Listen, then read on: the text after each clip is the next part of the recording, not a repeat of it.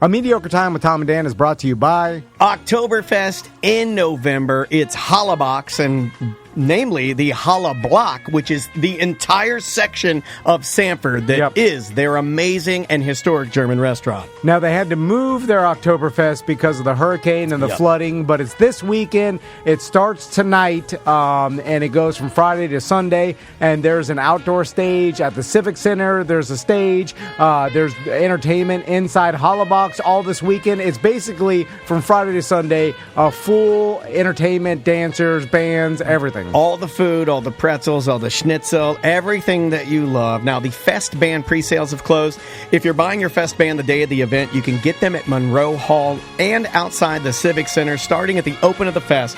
That's today, November 4th, 5 to 10, November 5th, 12 to 10, and November 6th, it concludes at also 12 to 6 p.m. Yep, when you get your Fest Band, you could use it at all the festivities. You can buy your food and drink with them. And then if you have any money left over on your Fest Band, you could just use it at Hollabox at any time after, even if it's weeks from now. You could use your Fest Band for delicious Hollabox food. Yeah, get something at the restaurant, get something at the market, or get something right there at the Outfitters. Yep, it's Hollabox Willow Tree Cafe in downtown Sanford. Hello. This is your Mediocre Time with Tom and Dan program. We hope that you will find our presentation precise, joke heavy, and just right. Thanks.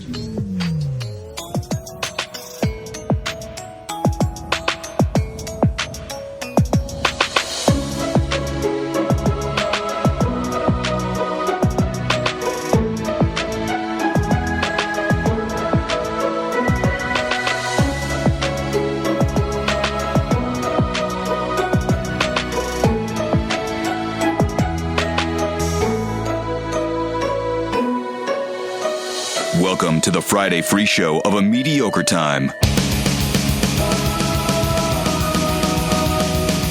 It is another A Mediocre Time with Tom and Dan. I'm Dan. I'm Tom. Samantha, our producer's here. Hello, Sam. Happy TD Friday. Yes, happy TD Friday indeed. On either confrontations or news, his choice, Ross McCoy from the Orlando Talk Show with Ross McCoy. Sam's really got to pronounce that TD or it comes out. TD. I don't know if you heard that. I ran out of air when I was talking about it. I ran out of air and I died there for a second. But hey, it is another Mediocre Time, and we're glad to have you guys here today. Couple things. Yeah. I'm going to be at the Orlando Solar Bears game November 10th. Sam's going to be at the November 13th. Shit, what position you play? I'm glad you brought that up, Ross. Because He's a forward. They at the first inaugural game, they did the quintessential shoot the puck into the tiny, they put this big wooden blocker in front of the net, and then they have like a tiny mouse hole in front of it. It is like a tiny mouse hole. That you have to, it has to be perfect. It's literally the exact same size as the puck, as an official hockey puck. And when they held it up, I'm like, oh my God, well, that guy has no chance. I've seen people do it online before. Yeah, you told me. Yeah, you told me. I love they spent like $2 billion to build the Amway Center so we could play KANYE games. Yeah. Well, some things just never change, right? They've been doing that since the 60s, that same gag, and same board. And the crowd still went crazy. Like the same amount of energy. Because every once in a while it works. I'll finish. November 13th, Sam will be there. On Thanksgiving, November 24th, Daniel will be there at the game. Turkey Day hockey, please join me. I've already got a lot of listeners that are like scooping up tickets, and we're going to try to do like a meetup ahead of time for like some sort of bastardized Thanksgiving dinner, and then we're going to go to the game and go crazy. And then eat before or after they play? Probably after, right? You can't. I eat during. If you're like my kid, you eat the whole time you're there. But the players. Oh, when do they eat? Yeah. That's a good question. Yeah. Probably after. The goalie could eat whenever. He's doing a lot. Eating turkey and mashed potatoes before you go out there and play hockey. You know what's funny? He's just sitting in the squat position for a lot of it. That's really hard, though. That's dangerous. And don't mess with a goalie. It's funny. When you watch, you see how much they covet their goalie, and they will beat your ass if you hurt their goalie. They will literally kill you. Yeah. And we'll all be back December 16th, the whole show for that game. Also, we just started promoting a a personal VIP planetarium tour at the Orlando Science Center. It's unbelievable. You can get your tickets at tomandan.com. It's only Fridays and Saturdays. Yep. We're all going to experience it next week. It starts next week, but all the information's on there. It's really cool. Yeah, you get the planetarium, and you actually get to use their telescope, and you have a astronomer guide there that will actually give you info and guide you through it. And it, again, you don't stand in a line. This is your time with the telescope, with the planetarium, and with that, they have a dome that they can project constellations on and show you anywhere. Blow our wigs off. Yeah, they could show you. Okay, so you want to know what it was like the night that Abraham Lincoln was shot in the theater? Well, we can show you what the sky looked like that Or night. Titanic sank and all the stuff. Yeah, you want to see how what was that? It was like, wasn't it Neil deGrasse Tyson that said the stars were incorrect? Yeah, in the movie Titanic. Yeah, in the movie Titanic. So yeah, you can do all of that crazy nerd stuff. Find it at tomandan.com, ocls.org. So back to the Solar Bears. Excuse me, osc.org. I saw on the BDM page someone put up what looked like to be a halftime show at a hockey game.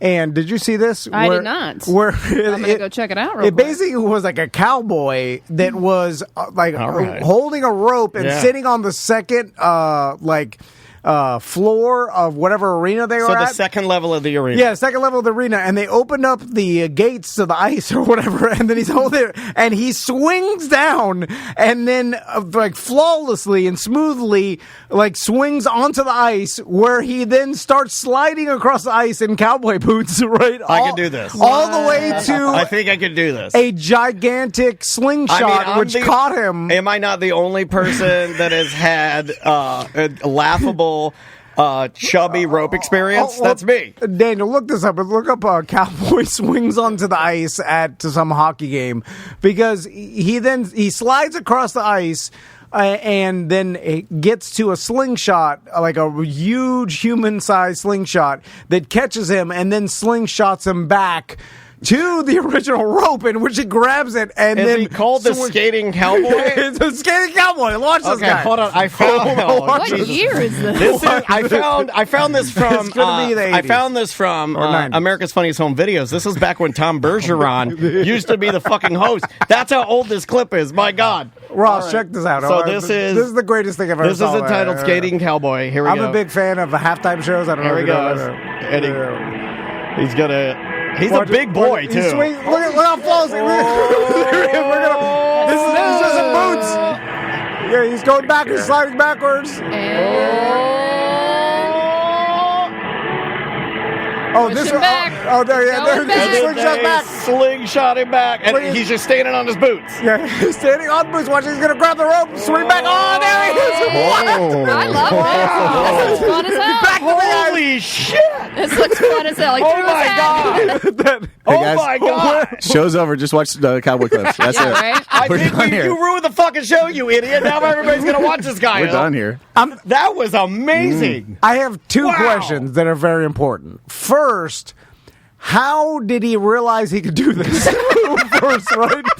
How did this even happen where he's like, I could do this? Okay, hold on. In a time when I hate all of your questions, that's a great question, because how do you figure out that that's doable? Yeah, then Especially for a cowboy, because a cowboy... Maybe he was out fishing. Walk into the barn, maybe? And then he fell on the frozen lake, and then he's like, oh, I got to get back. And then he skated back on his boots. Hey, I wonder if my friend that works in marketing with the Solar Bear, if they would want me to go down there and do this for one of their little halftime chore rides. Yeah. It would have to be more cowboy-like. Like, he was in the stable one day, and he slipped in a giant pile of cow shit and, skidded the whole bar. All the way across the ice pond. I went all the like- way across the ice pond, and it was there that I realized. Yeah. All right. So then, my second question is, once he realized he could pull this off, how did he present this to the hockey team or the marketing department of the hockey Let's see team? that PowerPoint. I think... And then how did they let him do it? Or You must think I'm a fool. All right. You must think I'm a goddamn idiot. All right. You mean to tell me it's just coincidence that you waltz in here with your dumb little cowboy YouTube video with Tracy in the chat room listening, and you don't think for a second? You don't think for a second that I know? Is this a setup? This is a fucking setup. Oh, This guy, shit. he's feeling old. What has he been doing? Come on. Every go-to show we do, a challenge at every he does a challenge at every one, and then he just waltzes in with some, and he's like, "Oh, pull it up, Daniel. Pull it up, Daniel. Still got it. And then like he thinks I'm a fucking idiot, dude. You don't think? So when did you buy your cowboy boots? When you're gonna do this, aren't you? No, you guys do it on your sandals. Is this? Can you do it in sandals? Well, okay. Did you get new sandals? Those are orthopedics. Don't talk about them. He told you not to talk about these. You were there when he said, "Don't talk about my." I was not. Those are orthos. Those are the ones that grandmas wear when they're walking the mall. No, it's some company I heard on a Ross Tucker podcast. They are like they're soft. Yeah, they're orthopedic, dude. I apologize for calling you out. They're ortho heel. They Look are big, ortho heel. thick boys. They are big thick boys. They look like they float. Yeah, they do float. That's what orthopedic shoes look. They're thick. Listen, Anyway, I wish I could judge, but I was standing in my kitchen yesterday, and I was like, I need house slippers. You need the ones with the cushion. Yeah. Anyway.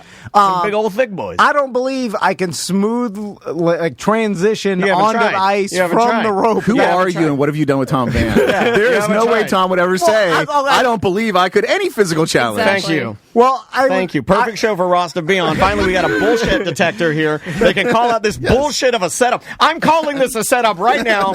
He keeps things from me now, guys. Our relationship's been on the rocks as of late, and he keeps things from me now, and I swear to God, this is all a fucking setup for you to do the sandal ice challenge. I do believe I can do it. And Ross knew it. I was just trying to play coy. Is Ross in on it? Travis, bring in the cowboy. Oh, my God. He's back, by the way. He is back. Never fired. I'm getting random Travis Butler emails through He did. we can afford to We'll pay talk about weird that. clients. We'll talk about that later, because apparently we bought some calf feeders. Stallionfeeders.org.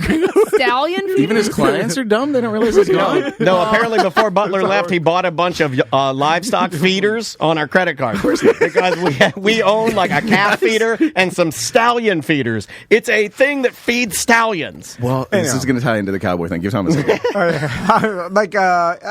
a couple. If they let me go before it opens and give a couple swing practices, I can. Here's the thing. If we're just being honest about this guy, that's a lot of core strength to be able to not fall backward. You know, like he is tightening and he's using his leg muscles to keep him, and he's got great balance. I don't know if that's from riding a horse. I would imagine that it doesn't hurt. Have you ever seen the guy on social media that gets out on his driveway full of ice and then he does the cartoon move where he starts running and running in place? So I've done that before. He's going backwards and forwards. I do that in my kitchen in socks. Yeah. But it goes too long. Well, he's just good at balance. Yeah. Some people are just, I think, naturally good at balance. Like to be able to slide in cowboy boots across an entire but ice this is a rink. large man who looks like Trace Atkins. You know, like this looks like a country star. Just the transition the rope swing into the slide. That's most impressive. If you're not seeing the video, he's swinging in from second level.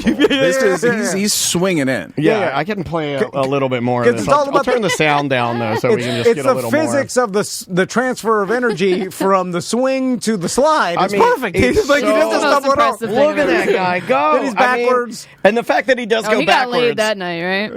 Oh, yeah, this guy fucks. Hell yeah, he does. This guy fucks. Yeah. And you know what? No, you know what we're missing? This guy is a hockey guy. They just put him in cowboy boots. He's just doing skates. I'm calling bullshit on that slingshot. He just hits that slingshot and touches it and then kind of rebounds from it. There's no sink into it like, classic I'm road going to runner. say something that's going to hurt some feelings, but this is the greatest halftime I've ever seen. What? I know. What if today broke up the show? But this is, look, I've seen a lot. Impressive. I was there for Frisbee dog diarrhea. I was there for Stormtroopers steal a Nerd's Monster dog tag. I was there for motorcycle hot dog on a string. I was there for motorcycle hot dog on a string, but I've never seen cowboy ice skate slingshot. Pretty goddamn good. The greatest part about motorcycle hot dog on a string was that your wife doing it against her will. No, but one of the girls riding on the back of the Harley or the Hells Angels Harley guy was a high-powered lawyer in town's daughter. And he threatened to sue the station, the Orlando Predators. Oscar Mayer. They had to take down the video of her reaching up for the hot dog. It looks like, well, you know what it looks like. The Twitch chat is really upset that you guys keep saying halftime. It is intermission. Yeah. Okay, whatever. Yeah. You guys know what we're talking about. We'll get it right. intermission, half the same shit, right? There's three periods. I know there's three. Don't say period. That's what it's called. Let's say in between periods. There's three flows. Let's jump to a voicemail. Okay, is there anything we need to plug before we get out of here? Subscribe to our YouTube channel at Tom and Dan. I've secured that name, thankfully. So featured merch item of the week? Yeah, featured merch item of the week, which is, again, these are the ones that I see and I go, well, we can't do that, but I guess we have to. You get 4 of the T&D reusable grocery tote bags. You get a 4-pack for $15. So that's like I think you're getting 4 for the price of 1, basically. And now every single merch order and free sticker order will get a Drive Shack buy 1 hour, get the second hour free Monday through Thursday. Drive Shack's one of our sponsors. Local orders, of course. It's basically a driving range. Fuck you, out-of-state listeners. Yeah, we put a card in there that says that, too. That's the new thing we've started doing. I bet you they'd like that. You know what? I bet you they would like if I printed up some cards that just said, sorry, you're out of state. Fuck you. You lose. Well, you can get one if you come and visit Orlando. Look, I would love for you to come and say, hey, Dan, I was there. And Canadian Josh is coming from Canada just to go to a Solar Bears game. Well, Solar Bears games are rad, and it's good hockey, y'all. I mean, in the first 34 seconds of the first match we went to, they started fighting. In the first 34 seconds. Yeah. And then I looked at the guy next to me who's a hockey guy, and he goes, this is what happens. It's a home opener. Because apparently tensions were high, man. Listen, I'll put out a bounty. If anybody can find that man, the ice skating cowboy, for an interview, I'll give you $100 cash. Yeah, done. Yeah, if you could track him down, I just want to talk to that gentleman and see. Buy him a new pair of boots. See how. I'm just curious, how did this come about? I just need to know. Sir, would you consider opening for Corey Feldman?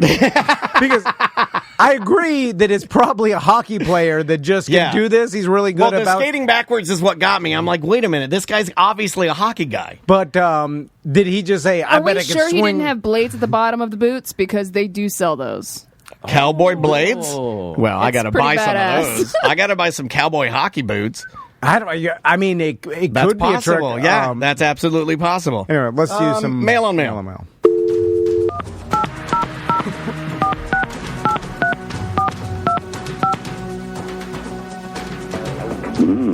Hey guys, thanks for calling 1-800-HOT-DICK, the place to find real action with real men. To make it even better, we've got new low prices. So low, we're practically giving it away free. If you are a man seeking a woman, press 1. If you are a woman seeking a man, press 2. If you are a man seeking a man, press 3. Mail on mail. Mail on Mail brought to you by Dapper Dental in Winter Park. Scheduling my appointment. Scheduled it this morning. The best dentist I've ever been to. I'm not joking. I am so... Of the two? The what? Of the two? Yeah. No, he's actually... He went to one that he hated, then he went to another one he hated, then he got his worst one, Dr. Murder Gum, which we've heard about, right? That's the one that... dropped your... Can I talk about that? They dropped your thing on the ground. Where you talked about that? My tooth. They dropped his tooth on the ground. They're kicking it around. They still put it in. You didn't hear that story. You weren't here for that. Yeah, it was really disgusting. Anyway, I went to Dapper Dental the other day for my cleaning exam, and I'm like, my God. Like the technology they have blew your mind. Massage chair, and the chair was massage chair, and then a 50-inch TV, they have LaCroix, and then GD lobby. Anyway, shit, it's white Bill Cosby. I didn't realize that was massage. Dapper Dental, Winter Park. Anyway. All right. Did they talk to you about how you actually do have to floss more than twice a year? I got back on the schedule of every 4 months, and that's the key. Yeah, that's the key. To, you floss when you can, and then you forget. When you can. Everybody's busy. Funny, the other day, I was watching something with Sarah Silverman in it, and she was promoting flossing, and then she said the phrase that haunts me. Death creeps in through the gums. Well, it is linked to your heart. If you want to scare yourself, get really high, and then read an article about how your flossing is connected to heart health, and scare yourself to sleep. Come to the Bull Bush on Saturday. I know I've got a comedian booked that you do not want to stand more than a foot away from. Or less than a foot away. Whichever way. I feel like And I like how he doesn't say which one it is at all. There you go. Come to find out. by the time your gums are attacking your heart, like you got bigger problems like all over. Like it's not just going to be that. It's going to be a lot of things. It is true. That's absolutely true. Sam, let's start with an email. Okay. Pig Tits Christine actually did find the skating cowboy. He was actually the Zamboni driver for that particular hockey game. No shit. Montana-based Zamboni driver. Oh, I thought his name was Montana Bay. His name is Cliff Abraham. Cliff Abraham. We got to get an interview for the $100 ransom. Yeah. Like, you got to set up the interview. Already backing down. Yeah, right? Well, I mean, I'm not here to do the legwork. Now I'm even more confused because now there was a conversation with the Zamboni driver and like the marketing department of this hockey team where he was like, "Hey man, I can swing from the second floor into the ice rink and slide across." You know he was fucking around, right? He has access to the rink after hours, and to do that job, you clearly have to be high-end drunk. So all the pieces add up. And then he just told them he could do that. I guess he showed them like he did. Oh, he did it 65 times where he busted his fucking ass, and then he found some cowboy boot skates. Then he called the manager, and he's like, "Hey man, watch this." And then did he do it just once, or was it every single game? I feel like if he did it every single game, I would come to every single game, right? Yeah. I mean, I don't think that's something I'm going to get bored of having a beer and watching. Yeah. Then I imagine other hockey teams want that guy to come do that at their games because everybody has to go insane when they see that, right? Can you only do it in cowboy boots, or could my dad do it in floor shines? And just use business shoes. We get him a Cookie Monster outfit, and the next week it's the Cookie Monster. Yeah. But is he wearing cowboy boots? Yeah. I don't know. I think the cowboy attire is the fish out of water that makes it better. Yeah. Because I think you look at it and you're like, oh man, boots and ice don't mix, but look at him go. I don't know. Yeah. I don't know. All right. First voicemail. All right. Let's try this one. Hey guys, it's the Barry Joe. Just kind of got weirded out. I got a check in the mail from one of my customers, which is fairly standard. Got some pay by mail folks, but this guy sent me a check for $80, and if I look out my kitchen window, I can see his house. I also see him 4 or 5 times a week walking. We wave at each other. I say, "Hey Jimmy, how you doing?" I just think that's kind of odd that he couldn't just like tape it to the door, hand it to me, say, "Hey, here's your monies." But I don't know. Maybe I'm weird for thinking that's weird. But I can see his grass from my front door. What do you guys think? I know what this is. It's the avoidance of people, or what? No, I have this too. It's the guy has, there's an element of bad at life and procrastination and forgetfulness. Still paying by checks. And he drives himself crazy because he forgets to pay this guy every time he sees him, or his next. So in the middle of the night, he wrote this check, put a stamp on it, put it in the mail because he's like, if I don't do it now, I'll forget forever. That's you. You do that. Yes. Yeah. Because I mailed something for you yesterday. I'll forget to give someone something, and then I'll just remember it at a certain time, and I'll have to do it now because I'll We do that with remember. Tony a lot. We'll be like, yeah, you'll do it, and you'll be like, if I don't do it now, I'll forget, and then I'll. And the voice reminders and stuff. My Crystal tells me like use Alexa, use the that never works for me. The reminder, and it will remind me. And then if I don't do it now, I'll forget it. And so it's like if things are done. So you've trained yourself to only use the reminder, but it has to be at the minute the reminder tells you. Yeah. Because if you let it go. It's like letting a dog out. It runs wild and it runs away. I think we're talking about the trees here, you guys, and we need to adjust the forest. Dude, chill out. This fucking guy, first of all, paid you. Yeah.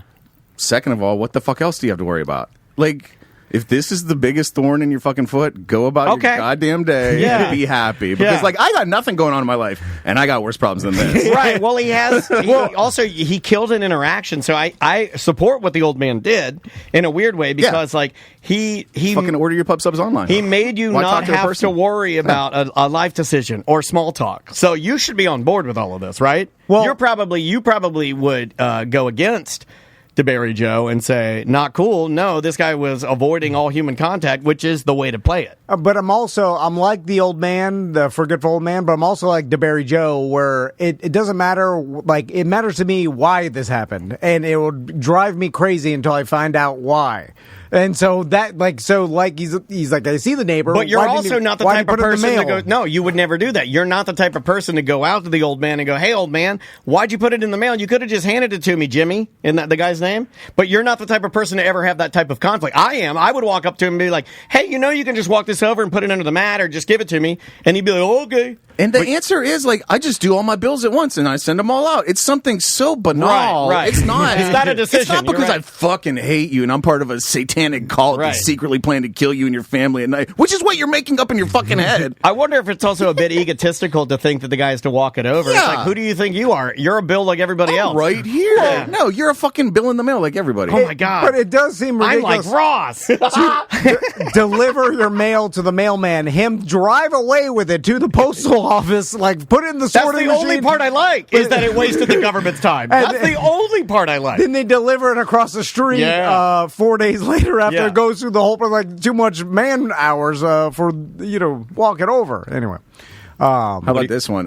Burn comes and does my pest control every once in a while. And this is they've just kind of changed their system since, but it used to be like you'd pay the guy on scene, Oh, really? And that's old school. So you gotta give him my fucking Costco card, whatever. He copies it onto the receipt, and they run it like back at the office at the end of the day. And they always ask, "Hey, do you just want to keep it on file?" And I always said no. And it's like, I don't know. I like they have it. I like that you have no reason for it. If they want to steal it, they have it. It's all in paper but to me, I'm like, no, erase it from your mind. I will tell you the number again next time. I will control the number. And by the way, just keep it on file. Even if the customer says no, I know that's not the way Burn does business or anything. But if this is Tom Van's pest control, he doesn't know what's good for him. I'll help him out. I would just keep it on file, and then the next time be like, hey, I kept your credit card on file. No, you can't say it. You got to let. You can't admit it. No, you got to let the guy give you the number, but you're writing it down real fast because you already have. Well, what if you told him like, I remembered your number? No, some of that happened to you and it freaked you out. Like that happened to you at Planet Smoothie with the. No, it's my phone number. I know, but it freaked you out that the guy was like, well, that's the thing you remember. You can't ever let people know that you kept it. No, I want him to. Dante moved on. Yeah. There's not that. There's a lot of turnaround. Now he's got a game. Who would have known? Now he says his new Smoothie Boy is not a little. No, come on. He's a little. Yeah. Tom Van Pest Control just makes me picture a guy on the floor just squishing ants one by one with his finger. Traditionalist. Let's play another one. All right. Oh, give me an email. Well, they're dead, right? That's all. You care how they die? I knew you'd say that. Howdy, folks. Just a random thought. That little trailer at TUFFY'S that you all had taken the picture in, I think it would be really cool to see you guys do a live Friday free show there and can all sit in and have lunch and beer while we watch. Maybe even a private BDM event. Have a great day. So you want us to sit in a tiny RV and do our show? Oh, my God. Well, we probably just do it like at the music box, 50 feet on. Like, but I think they want us to like the allure of us doing it in a tiny camper for some reason. Back like to the trailer, like a fireside chat, fireside. I mean, it's a good idea for pictures, but I mean, I hate those pictures personally. Like, I love Tony Manjette. Oh, he was setting us up. We look like he put pictures of us like we look like Rascal Flatts. I'm like, fuck that. I don't want to look like that. I didn't come here to look like a fucking idiot. Although we don't have many pictures of the show, so but we didn't need that one. Yeah, but you're the king of like yesterday we got photos done for Bart Merrick, the Bart Merrick team. But like if it were up to you, you just want us to take the photo. You give us no preparation, and Sam and I like to put our face on before we get a photo. Yeah, he changed the day on us last minute. I'm like, what the hell? I like to put my Oxy on my acne scars, and I like to put in my. I've got some Hot Topic contacts I like to wear. Oh, I was the king of flesh-colored Oxy in the 90s. Were you? Yeah. My mom would never let me buy it.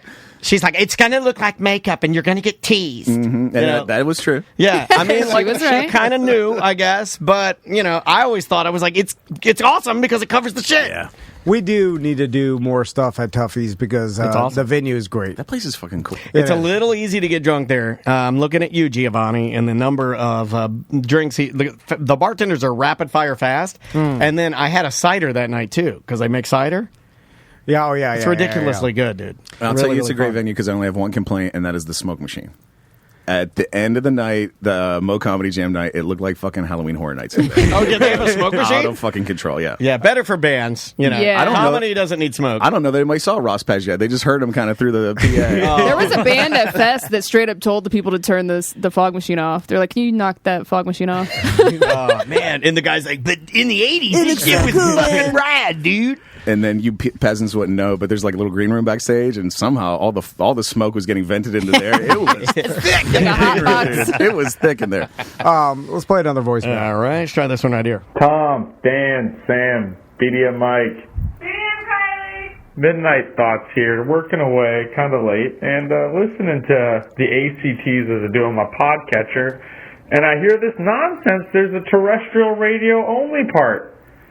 I pay a good amount, not $10.95, so I'm not asking for much. I'm not going to bump it up. Line a resume for me yet, Thomas, but come on, man. Let me, what's going on? BDM, can we get that for, like, the DLs? Can I get that terrestrial segment, on Mondays, maybe on... Nope, you get it on the Friday Free Show. Wait, what? He's complaining about, in a tongue-in-cheek way, I was going to use it as a way to promote that now on Thursdays we do a couple segments of A Mediocre Time censored on the radio. That's what he's talking about. Gotcha. Well, what's the complaint? It's not a true it. complaint. It's a tongue-in-cheek, I'm a BDM, fucking with Tom. It's not a real complaint. It's just two segments cut out of the previous Friday Free Show. If you want to, it's on the Friday Free Show. It's not curated best of or anything. No. It's just literally two 20-minute segments. You've probably already heard it. But for people that only listen to the radio, they've never heard it. So that's what it is. Like the ACT best of that Sam does each week, that's curated segments from ACT throughout the week. That I can understand, but that's on podcast. You but get that anyway. This is nothing special. It's just it's a way for us to cut out some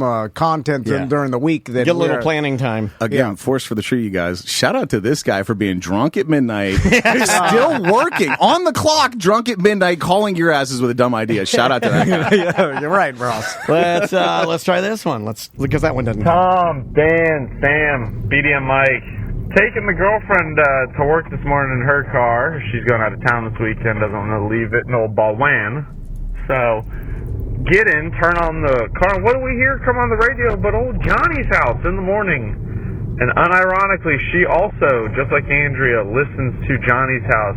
I think a lot of ladies like their pop music, and I think they're going to select Johnny's house because it's an easy thing to listen to when you're taking the kids to school. Like you and I actually have the opportunity in the coming months, hopefully, or month rather, to be on Johnny's house. I'm trying to work that out now to help promote our beer fest. So, I've never had a problem with Johnny's house. In fact, it might come as a shock to some of you. I thought I said this last time, but I'll listen to it. It's easy for me to listen to it in the car with May. I get no complaints. She likes the music. I know those guys. They're talk great about folks. a sweet gig. It's a sweet gig. We talk a lot of shit about radio. Gig, though. He's good, if anybody deserves a sweet gig, it's that guy. Your fucking house burns down. All this kind of shit happens to you. Yeah. He's a good dude. But where you start breaking down how much content they actually have to fill, especially with like a music morning show, whatever. And then you're like it's a different kind of dance. You're like 18 minutes an hour. It was like 3 hours. Yeah. Like, that's sweet. What I would say, the hardest part that they have to do though is the amount of appearances and things that they have to host. I don't want that gig. I'm too old for that now. That 18 minutes an hour is for 300 regularly scheduled out though, like too, because it's. You are correct. For 300 grand, I'd be a hosting motherfucker. And I think he gets more than that, but I don't want to say. I don't want to land on it for too long. Because I'm taking my kid to school at the same time every day, and Johnny's house is usually on, and it's usually the same bit every time. It's like it's formulaic. They know what they're doing. Yeah. That's what I'm saying. It's sweet. Oh, so sweet. Oh, it's nice. You got an email over there, Sam? Sure. And you get to listen to Doja Cat. Well, I love Doja. LA Tours of the Stars homes. Listening to the show where Dan talked about going on an LA tour of the Stars homes, I just went on one. We saw The Rock's house, Leonardo's house, Tom Hanks' house, and they are all neighbors, very convenient. Towards the end of the tour, we are on the Sunset Strip, and the tour guide says, "See that house up there? That was the Iron Man house." Yeah, I did this tour. They CG'd the water, but that's the house. Dan went on the same tour because he heard the same bullshit. Iron Man's house was nope. The interior of Stark Mansion was filmed on the soundstage. I looked it up. Yeah, I knew. He said that in my tour. He said that's the exterior shot for Iron Man, but it's not the interior. Then I looked up all the other houses. It turns out that The Rock doesn't live in an $11.5 million house right next to a road. He has a $55 million estate way far away from any tour bus stops. So does Tom Hanks and so does Leo. It was all bullshit. The only one that was correct was Quentin Tarantino's house. That was legit. Sucking fat celebrities, Ryan. I think some of what he's saying is correct and some of it is incorrect. I think a lot of these like celebrities, you forget that a lot of these celebrities buy a house, move into it, and then literally never live there because their life changes and they go and do things. Or they have it while they're in L.A. and they rent it out to pornos the rest of the time. Exactly. For instance, we were talking about this yesterday on ACT, and Sam and I are working on trying to get an interview with this YouTuber that I like called Big Banks. He does a tour of a mansion that is abandoned that happens to be Rihanna's, but she hasn't lived there for the last 12 years. So my point is that yes, that could have been The Rock's house, and what that guy was saying to you was accurate, but those houses change hands quick. Quick. I had a friend who did like tours in New York, like around Central Park. I think that would be more interesting to me. Well, his thing was that like he started out real sticking to the history. This was that, and here, and like that, and people hated it. Yeah. So he just started making shit up, and people were like, "Yeah, give us more of that bullshit." I mean, I could be wrong, but I think Scott York he goes tours in St. Augustine, and I think he started doing them very historical and by the book. And I think now to make him great, and he's a gamer. I think he dresses the part, and I think he just lets his imagination go fucking wild, and he tells you some shit, and you get done with a ghost tour, and you're like, "That was awesome." The Slimer lives here. Just say whatever you want. People are like, "Yay!" The problem I have with the celebrity house tours is they're all just generic Malibu mansions, and there's nothing. It could be anybody.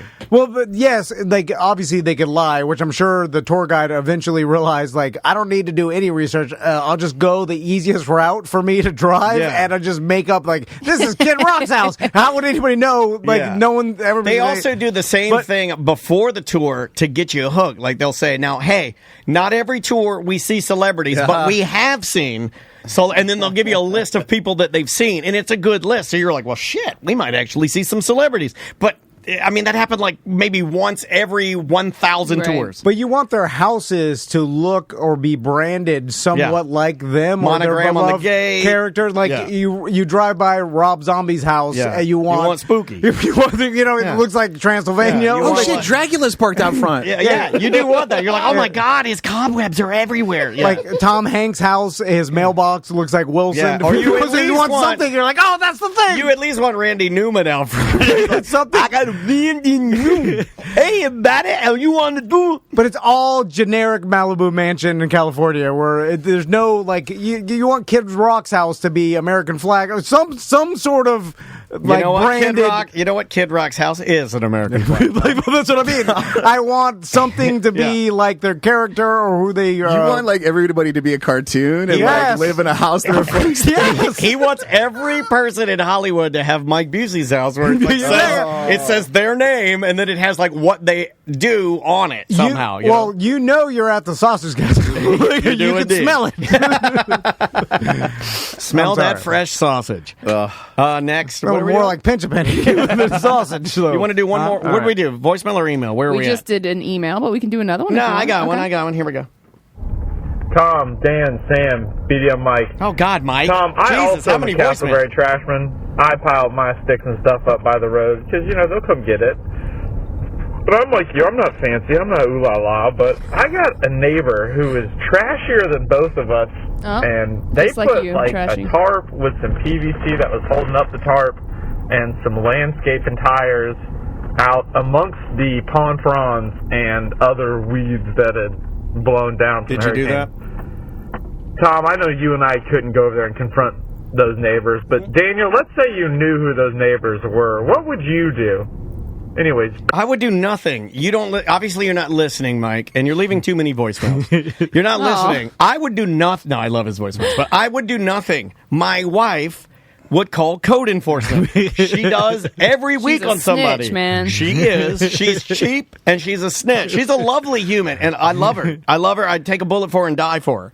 But she is cheap, and she will call code enforcement on it, to the man that has parked a Jeep behind my house. Your Jeep will be gone today, sir. It's going. It's going to happen. There's no stopping it. You have a trash-filled Jeep behind my house. Just turn a blind eye. No, I do. But I'm telling you, the hell is coming for you, and its name is Andrea. There. So you piling up the actual I don't care landfill what. trash. Honestly, you would agree with that about me. I don't care what you do outside of your house. Yeah, it doesn't affect me. I mean, I would prefer you keep it clean because I'm a clean person, but that's not mine. I have no jurisdiction there or whatever, and I'm not going to call I don't even know how to call the code enforcement. How long has it been since the hurricane? Because like 4 weeks. Because we I think 4 or 5. still have the giant brown stick piles in front of all our houses. Last night was Taste of Baldwin Park, so we needed all of the heavy equipment to make the rich people drink and eat shrimp. And it's funny that because I could easily just take my own shit to the garbage. You know what I'm saying? Like, I have a truck. It's not even that. I mean, I can understand people that don't have pickup trucks. You were going to take your own shit but you got peer pressured into not doing it. And now, well, he didn't want to do it because he was afraid all of his. We talked about this on ACT. I think you were afraid all of your neighbors would say, "Well, look at this motherfucker. Yeah, he thinks he's better than us." But also now, since Crystal also told me, she's like, hang out with your family instead of doing work all the time. When did that conversation happen? When I was going to, I'm like, I'm going to take these sticks to the dump, and then she's like, take what? the boys with you. Yeah. Well, I used to love going to the dump, dude, because it was the only place I could get porno other than my dad. My wife was just like, stop hanging out with us. Get a fucking job. But now I don't take them because I'm fearful that they are just like, if I take it now, they're going to come the next day to take all the neighbor stuff, and I wasted my life. So, right. But every day I don't do it, I'm like, shit. Wait, what about as a family? Crystal, too. All of you go. Oh, yeah. Make Tommy and Max throw some family sticks dump off the truck. truck. Yeah. No. Family No. She doesn't. Road trip.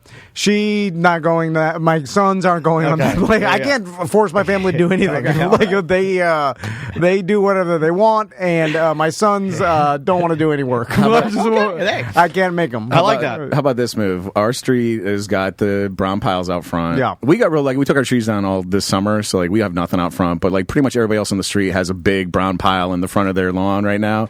And a guy last week took a tree down and just heaped it up on his front of his lawn. Like, here you go, the city. Yeah. Well, I'm sure that's happening because now the pile just attracts more piles. Yeah. And then you're like, well, eventually they're going to take this pile, so who cares if it's a little bit bigger? Yeah, it's a few more piles. Who cares? But when does it stop? Like, never stops. At a certain point. Never stops. What if Castleberry's all piles? You know, that's what I'm saying. It's all piles. Yeah. Like, if I look down, 100% piles. Pileberry. It looks like a trash neighborhood because miles all of piles. Well, Trashelberry. Yeah, Trashelberry, miles of piles, whatever you want to call it. Piles for miles. All right, we're going to take a break. Yes. When we come back, we'll do some news and I got a Halloween Horror Nights review for you, too. Okay, great. Yeah, awesome. New music from a band called Sick Waiting. The name of the song is Uncommon Veins. This is nice and heavy. We'll be back with more on Mediocre Time momentarily. 1-844-TOMNDAN. Show at TomandDan.com for last minute emails.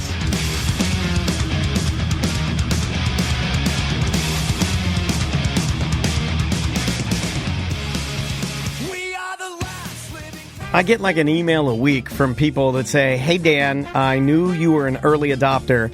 Yeah. How do I get my medical marijuana recommendation? Yep. Well, it's a lot easier now. In fact, now that we have partnered with our good friend Dr. Shenlate at Bud Docs, it's laughable. What I used to actually have to write a letter to the government in Florida and send a letter and a check to do it. It took me 8 months. You can do it in 1 day. Yeah, same day approval. Same day. You can walk out of his office and go to a dispensary, or if you have your card, like my mom does, and you have to redo your recommendation every 7 months.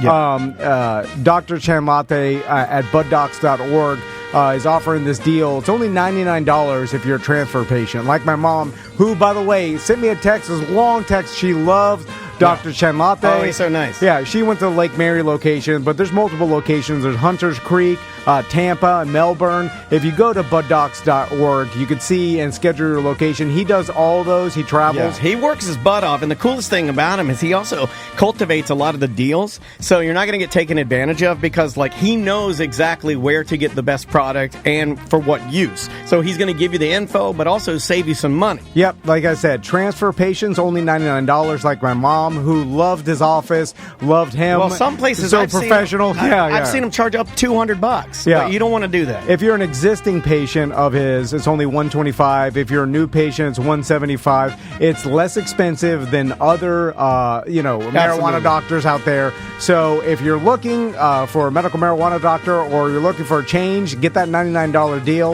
Again, it's buddocs.org.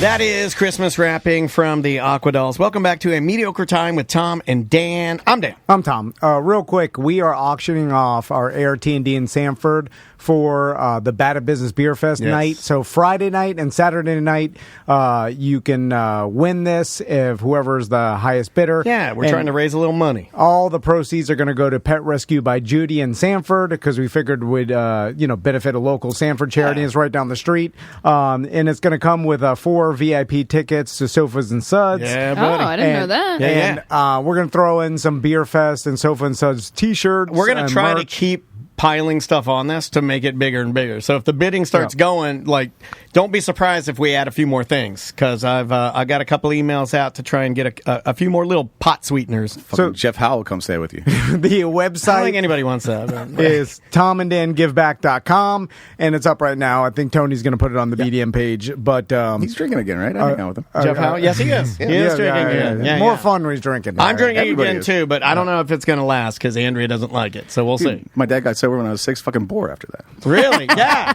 Sorry, right? guys. My dad never did. I wish my dad was yeah. Oh my God! Yeah, that's right. Our dads are dead. Speaking of charity, next Thursday, Technically, they're sober. On November 10th, during Porky's Bike Night, an old friend of ours who worked at the radio station, her nephew got in a bad motorcycle accident. He's young. He's 25. He's a firefighter. Like a young guy. And so they're doing a benefit at Porky's and a Popka. It's the November 10th, and they got silent auctions and some raffles and We've stuff. been It's a part bike of a night, couple of these times. You know, Steve is such a good dude. Steve, the Porky's he's always crew, doing this. Everybody out there, like, if I had unfortunately, Steve has had to do a bunch of like charitable bike nights for people that have gotten hurt on motorcycles. Yeah. You know, and that's the kind of guy Steve is. You know, and we actually hosted a couple of them and stuff like that. So if you can swing by there and help out this family and help out this young guy that got injured, it would really. It's a friend of ours, nephew. Help us out.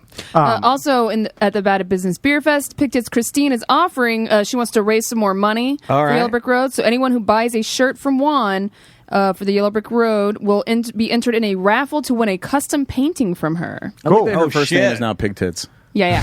Yeah, she's insisted that we That's her call her Twitch Pig handle. Tits instead of Christine. But yeah, so that sweet. Don't yell that out at her in public. That seems to be a problem. Absolutely. Somebody It's a did. problem. I saw somebody do multiple that. people They're have. like pig tits, you know. Yeah, like, yeah. hey, I know you're excited, but just go like, it's her name is Christine. She has her baby with her. She's sir. married for Christ's sake. Jesus, The baby what are you don't doing? Watch know out, what that Thick Nick will means. get you. Yeah, Thick Nick. I wish he'd give me. Let's do. Am I supposed to say? I don't think I'm supposed to He'll say carry that. you like a baby. He is beefy, right? is beefy. I want to wrap my arms around him. Let's do I don't think you can. Do some news. All right, let me find your button, Ross. It's been a minute. Hold on. It's this one right here, and the volume might be down, so just bear with me, okay? Here we go. In 3, 2. It's down. Ross's piece of shit news. Ross's news brought to you by JustCallMo.com. Injured on the go, just call Mo. God damn, that's a beefy Mo. The DeWitt Law Firm. Handling all injury cases and including motorcycle cases. Yeah, and we hit him with all of our stupid legal questions about all the dumb things we do. Yeah. You listen to NPR, he'll do your divorce. Oh, yeah, he is on there. That's right. What do we got today, Ross? We're working a confrontation of the week to start it off. This is I told you guys Halloween Horror Nights review. I went to Horror Nights the other day. Okay. I made a huge mistake. I looked at the pricing, and I left it to the last week. That's on me. Okay. I had the last weekend to go. Oof. And so Thursday, Friday, Saturday are like $110 or something like that. Sunday, Monday, the 30th and the 31st are like $90. So I know how they forecast, and like I figured those are going to be the lighter nights. Halloween always is dead at Horror Nights. I figured the 30th. Is it really? Yeah. Everybody's got other stuff to do. Gotcha. They're out trick-or-treating with their kids, and so, Yeah, I mean, but exactly. I guess so. But, you would think that a lot of people would want a destination... If you didn't have kids, this is the perfect. Well, what I was going on, and I'm wrong, I'm flawed in my logic, but I'm thinking of the rest of the world would love to spend Halloween in Orlando at Halloween Horror Nights because the rest of the world doesn't have it. That's what I'm thinking. Sure. I'm thinking we have billions of people. You're right. That would all want the to vacation. right. Like if you were a sheik and you like horror. I mean, so anyway, sorry, I'm flawed. So I figure Halloween's always dead at Horror Nights. That's a given. Everybody's got other stuff to do. You know, Sure. you got your Halloween party, you got trick or treating with your kids or whatever. I figured the 30th, the Sunday before, would also be dead, and the ticket pricing seemed to reflect that to me. So I got my ticket for Sunday. It was fucking jammed, dude. There were so fucking. Oh my many god, the people there. sheiks were there. All of the sheiks. Seek your booty, the rest of them too. And I got there a little bit late because I'm thinking it'll be dead, and so I got there about 9 o'clock ish when they opened at 6. And dude, I got there at 8, and it took me to 9 to get to the gates and into Halloween Horror Nights. That's what happened. Crap. So like 9, I'm in the door. And went and first got the signature The Weekend drink, Save Your Tears. Mm-hmm. Delicious. Had little peach bobas in it. Oh, it was he had really his good. own drinks? Yeah. Oh, that's pretty Just dope. one signature drink. That's cool. We had our own drinks at the Solar Bears game. No big deal. What's it called? It was called a Dansby. You didn't have it? The bartender was a BDM, and she made a Dansby drink named after my new puppy. And then some other, I think it was called a Tom Collins, or it was like a play on the show or something. This drink will shit all over your house. Ruined your Halloween. It was really strong. Yeah. So I was at Horror Nights 9 o'clock to 2 in the morning. I got through the Weekend House 4 times. Seems like a lot. Did you do any other houses or no? Fuck no, dude. Just there for the weekend. I got to Save Your Tears. Went through the house once. Went back, got a refill. Through the house once. Went and got this little delicious treat that they were serving. I forget what it was called. It was called like a broken spine with blood and vomit or some shit like that. Yeah. But it was like a hot dog on a stick with a spiral potato around it with chili and cheese and stuff. Oh, okay. Through the house one more time. And then like the last time I'm going through the line, it's like 1:40, right? And I'm like, okay, I got enough time to get through the house, get back in line before 2. 2's the cutoff. If you're in line at 2, you get to do it again. But if you don't get in line by 2, you're at the fucking park, sure. Right?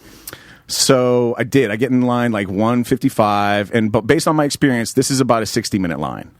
Having gone through the house 4 times now in the night, I'm in about a 60-minute line at 2 in the morning, or at 1:55. 2 in the morning, all the lights go out.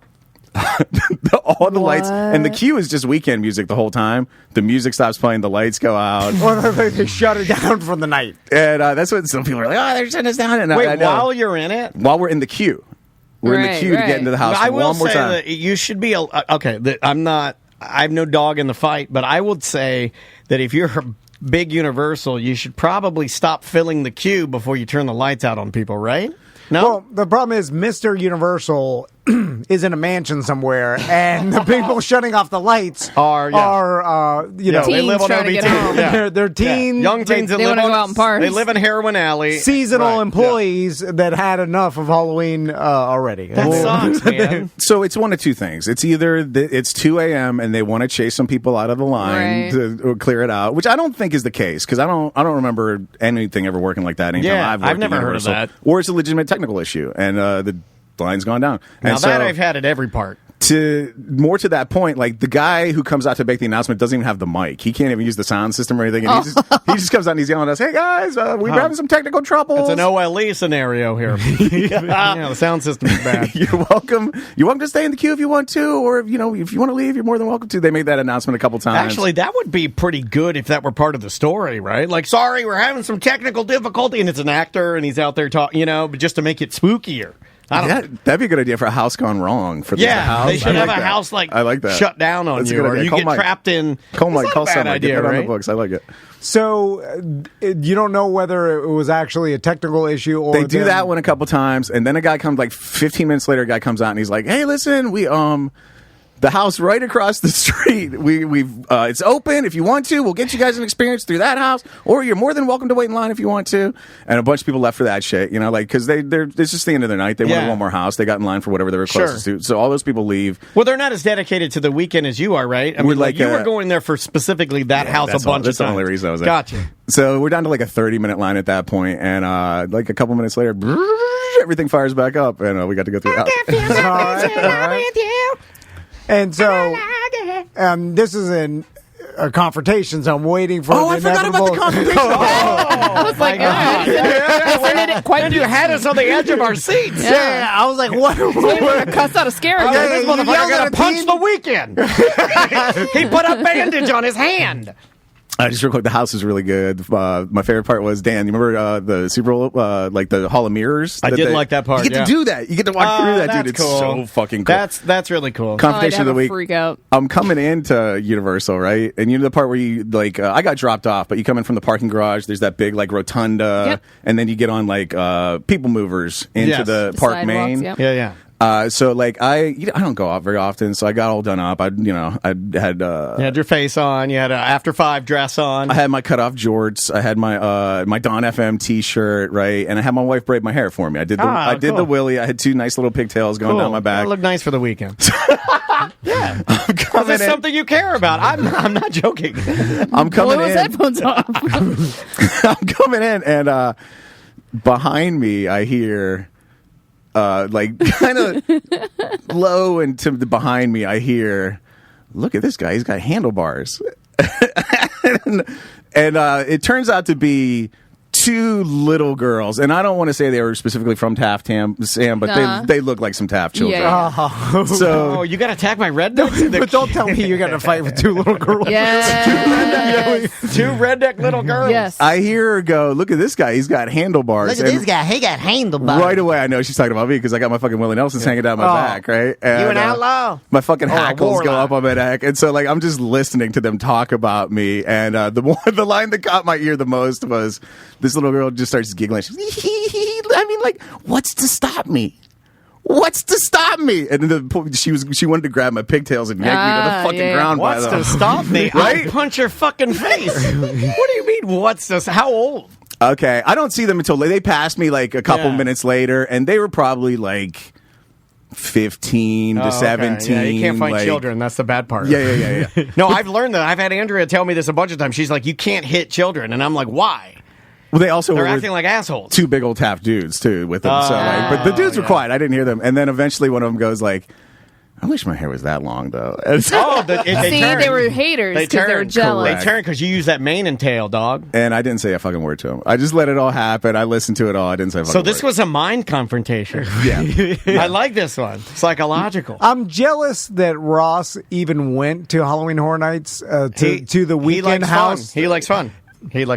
This is a mental illness. I'm not joking. If we ever got famous enough, which will never happen, but say some crazy anomaly happens and we got our own house. We got to the point where Halloween Horror Nights. Mike Aiello has a meeting with me next week. Yeah, and then no, I'm joking. They made a Tom and Dan house. Just to say they will never do that. No, it's really just he and I having lunch because he's my friend. But that's it. Nothing else. Be like, in this fantasy world, this happened, right? And they made a Halloween Horror Nights house. They made a house about bugs this year. Maybe you guys are next year. And then they invited us for like the inaugural night of it. And the initial walkthrough with Tom and Dan. You have to walk through OLE and relive it. And then they wanted to walk through with us, with the president, Mr. Universal, and Mike Aiello. And then it's a big celebration. Even the weekend tags along. He's like, I want to check out your house too. He's like, mine's awesome. Let's see how bad yours is. The morning I would have to go to that, I would wake up and be like, oh, God, I got to go to that. Yeah, I know. I know you would. I would, but for no other reason than I just have to go to a thing. I know. And I don't want to go because I have to.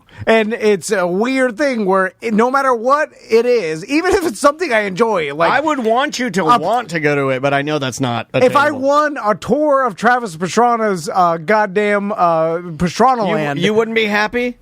I would be happy if I knew it was like I won it. It's like 6 months from now. I'd be like, oh shit, I won this. I wake up. Aren't your boys just like that too? I would be like, oh, gotta go to that thing. Yeah. Like, what is that? Mental illness. That is that's unfortunate. So, what? I think that's anxiety. Isn't it? Because you're excited for it, and then the day of, you kind of freak out and you don't want to do it. I think Sam's right. Lack that of really- self-esteem. There's some of that there too. Is that really even like a Just the way freak you out? shrugged when I said lack of self-esteem. 100%. Well, why do you not want to go to a day of? What's the reasoning? Because I just have to do something. Right. I have to get it. Like I have to get dressed, put shoes on. But you're the guy that always wants to do something. Well, let's talk it You out. can't sit fucking still. But What are you let's talking talk it about? out. What's wrong with getting dressed? You have to really start minimalizing it, right? What's wrong with the getting And dressed? it's fine once I What if do you can it. wear I'm whatever you want? I'm happy once What if I you can wear He whatever doesn't you like want? the getting ready and the transport. It's the fact that I just have to do it. Having And it then on the schedule. Yeah, It's a thing that has to be done. Does it feel forced? He likes chaos. I just equate it to work or You whatever. like everything to He be doesn't wanna free, plan. and you like to choose the thing. I don't know. I'm wondering if we could it's trick mental you. illness. There's It is. there's no Get some rationale to therapy. Get some goddamn therapy. Well, what if I get? What if we I'm could just- trick him? Follow me with this. What if I get? Oh my God, I'm becoming him. What if I gave you a list of things? Like, what if I could trick you into doing it because you know it's the best thing, right? So I give you 3 things because you like the freedom of not being locked into something on your calendar. What if I said, okay, well, this weekend you can either go out on your boat, sit at home, or you can go to the opening of the Tom and Dan Haunted House at Universal. You know which one you're going to want to go to, right? Or no? Does it not work like that? Yeah, because it's when it's more. I'm trying to trick you into choosing. When it's more of an actual event, and then there's things involved, and like you go there, you talk to some people. I know you what it glad is. hand, I know you- what it is. You're, It's the you're standing fear there, of you it take not some- being good. It's the fear of you going there. And it sucks. And it sucks because we've actually felt that before. You and I know what it's like to go. No, we do. To be disappointed. We got it in radio too. I'm not talking about like just in podcasting. We know what it's like, and we made a career out of going to places and appearing, and then knowing that you're looking at the manager who expected you to bring 40 people here and nobody's here. That's a radio promotion. It's a thing. horrible feeling, though, dude. But I'm telling you, It's just a horrible feeling. when I yell at you, you don't have cancer. Why do you think this? It's not rational. I wake up the morning, I have to do anything, and I'm like, oh god. Well, now that makes sense to me. When he compares it to my anxiety, that makes no sense. Then I get it. No matter what it is. Right. It's Would you just like- prefer this? Because if I tell my wife I got to run out to Brevard and do a roast next Friday, she will fucking worry about it Yeah, it's the a long way whole away. week ahead of time Yeah. and think about like, oh, next Friday I'm gonna have to make my own dinner. Ross isn't gonna be around to like do the kids' Oh, yeah, errands that's or me whatever. too, yeah. She'll make like the whole time, all leading up to it. Yeah. Just, it'll be a whole huge problem about the fact that I'm gonna do a thing on Friday. Yeah. So I don't tell her shit until like day of. That's sometimes right. like an hour before More time. like than they are different, Yeah, folks. me and Ross, That I is do. literally what Tom says to me, and I tell him he's an idiot for doing that. I'm like, you can't do that. You got to give her time to plan. She prefers it that way. She Interesting. honestly Yeah. prefers Bring it it that on way. her. Yeah. Because she doesn't like it either way, but this way it's See, I'm less the opposite. I have time that she has anxiety, but I want to know ahead of time. Don't spring shit on me last minute. then I get mad. Well, we're more like in Yeah. that regard. Like, I like to know what I'm up against so I can, like, yes, I got to prepare. yeah, I also got to give me Mentally. time to scream in my mind because it's not the way it was supposed to be. Yeah. You know? Like, I'm weird about that. I throw a little fit in my mind. Interesting. Ross, what news do we have today? Yeah. Don't forget if Russia attacks Ukraine with nuclear weapons during the news today, only during the news today, email Tom at tomanddan.com and get a Yes, free to collect. T-shirt. Yeah. We only have smalls, though, now, so. Good luck. BBC reporting Russian commanders discuss using nuclear arms in Ukraine. Not Putin, but a bunch of Yeah, I read that article. Military leaders got together, and last month they discussed how and when they might use nuclear weapons on the battlefield in Ukraine. There's And this only is- one major problem. They don't think they read it correctly because the translation. They say that it gets lost in translation, not to steal from the movie or the book or whatever, but like they think that we look at it with like a Western lens of like looking at it and we're like, oh yeah, well they want to use them. It may not be the case because like the way that Russian translates, sometimes like things get fucked up. Or this is just some sort of propaganda to Correct. scare people. It's like the Either way, it's North not Korea good they're does talking about. a missile test, Yeah. and they just do it. Say like, hey, we got these missiles. like maybe it's like they just leak. They're kinda like discussing it. So It's like what we did with our wacky flailing arm inflatable tube man. We like put them out there and we're like, motherfuckers, we got these. We're not going to use them, but we fucking got them if we need them. Yeah. The scarier one, I think it was like last week or the week before. There was Russia was reporting that Ukraine was going to use a dirty bomb, and then Ukraine came out and said, "We don't have a fucking dirty bomb.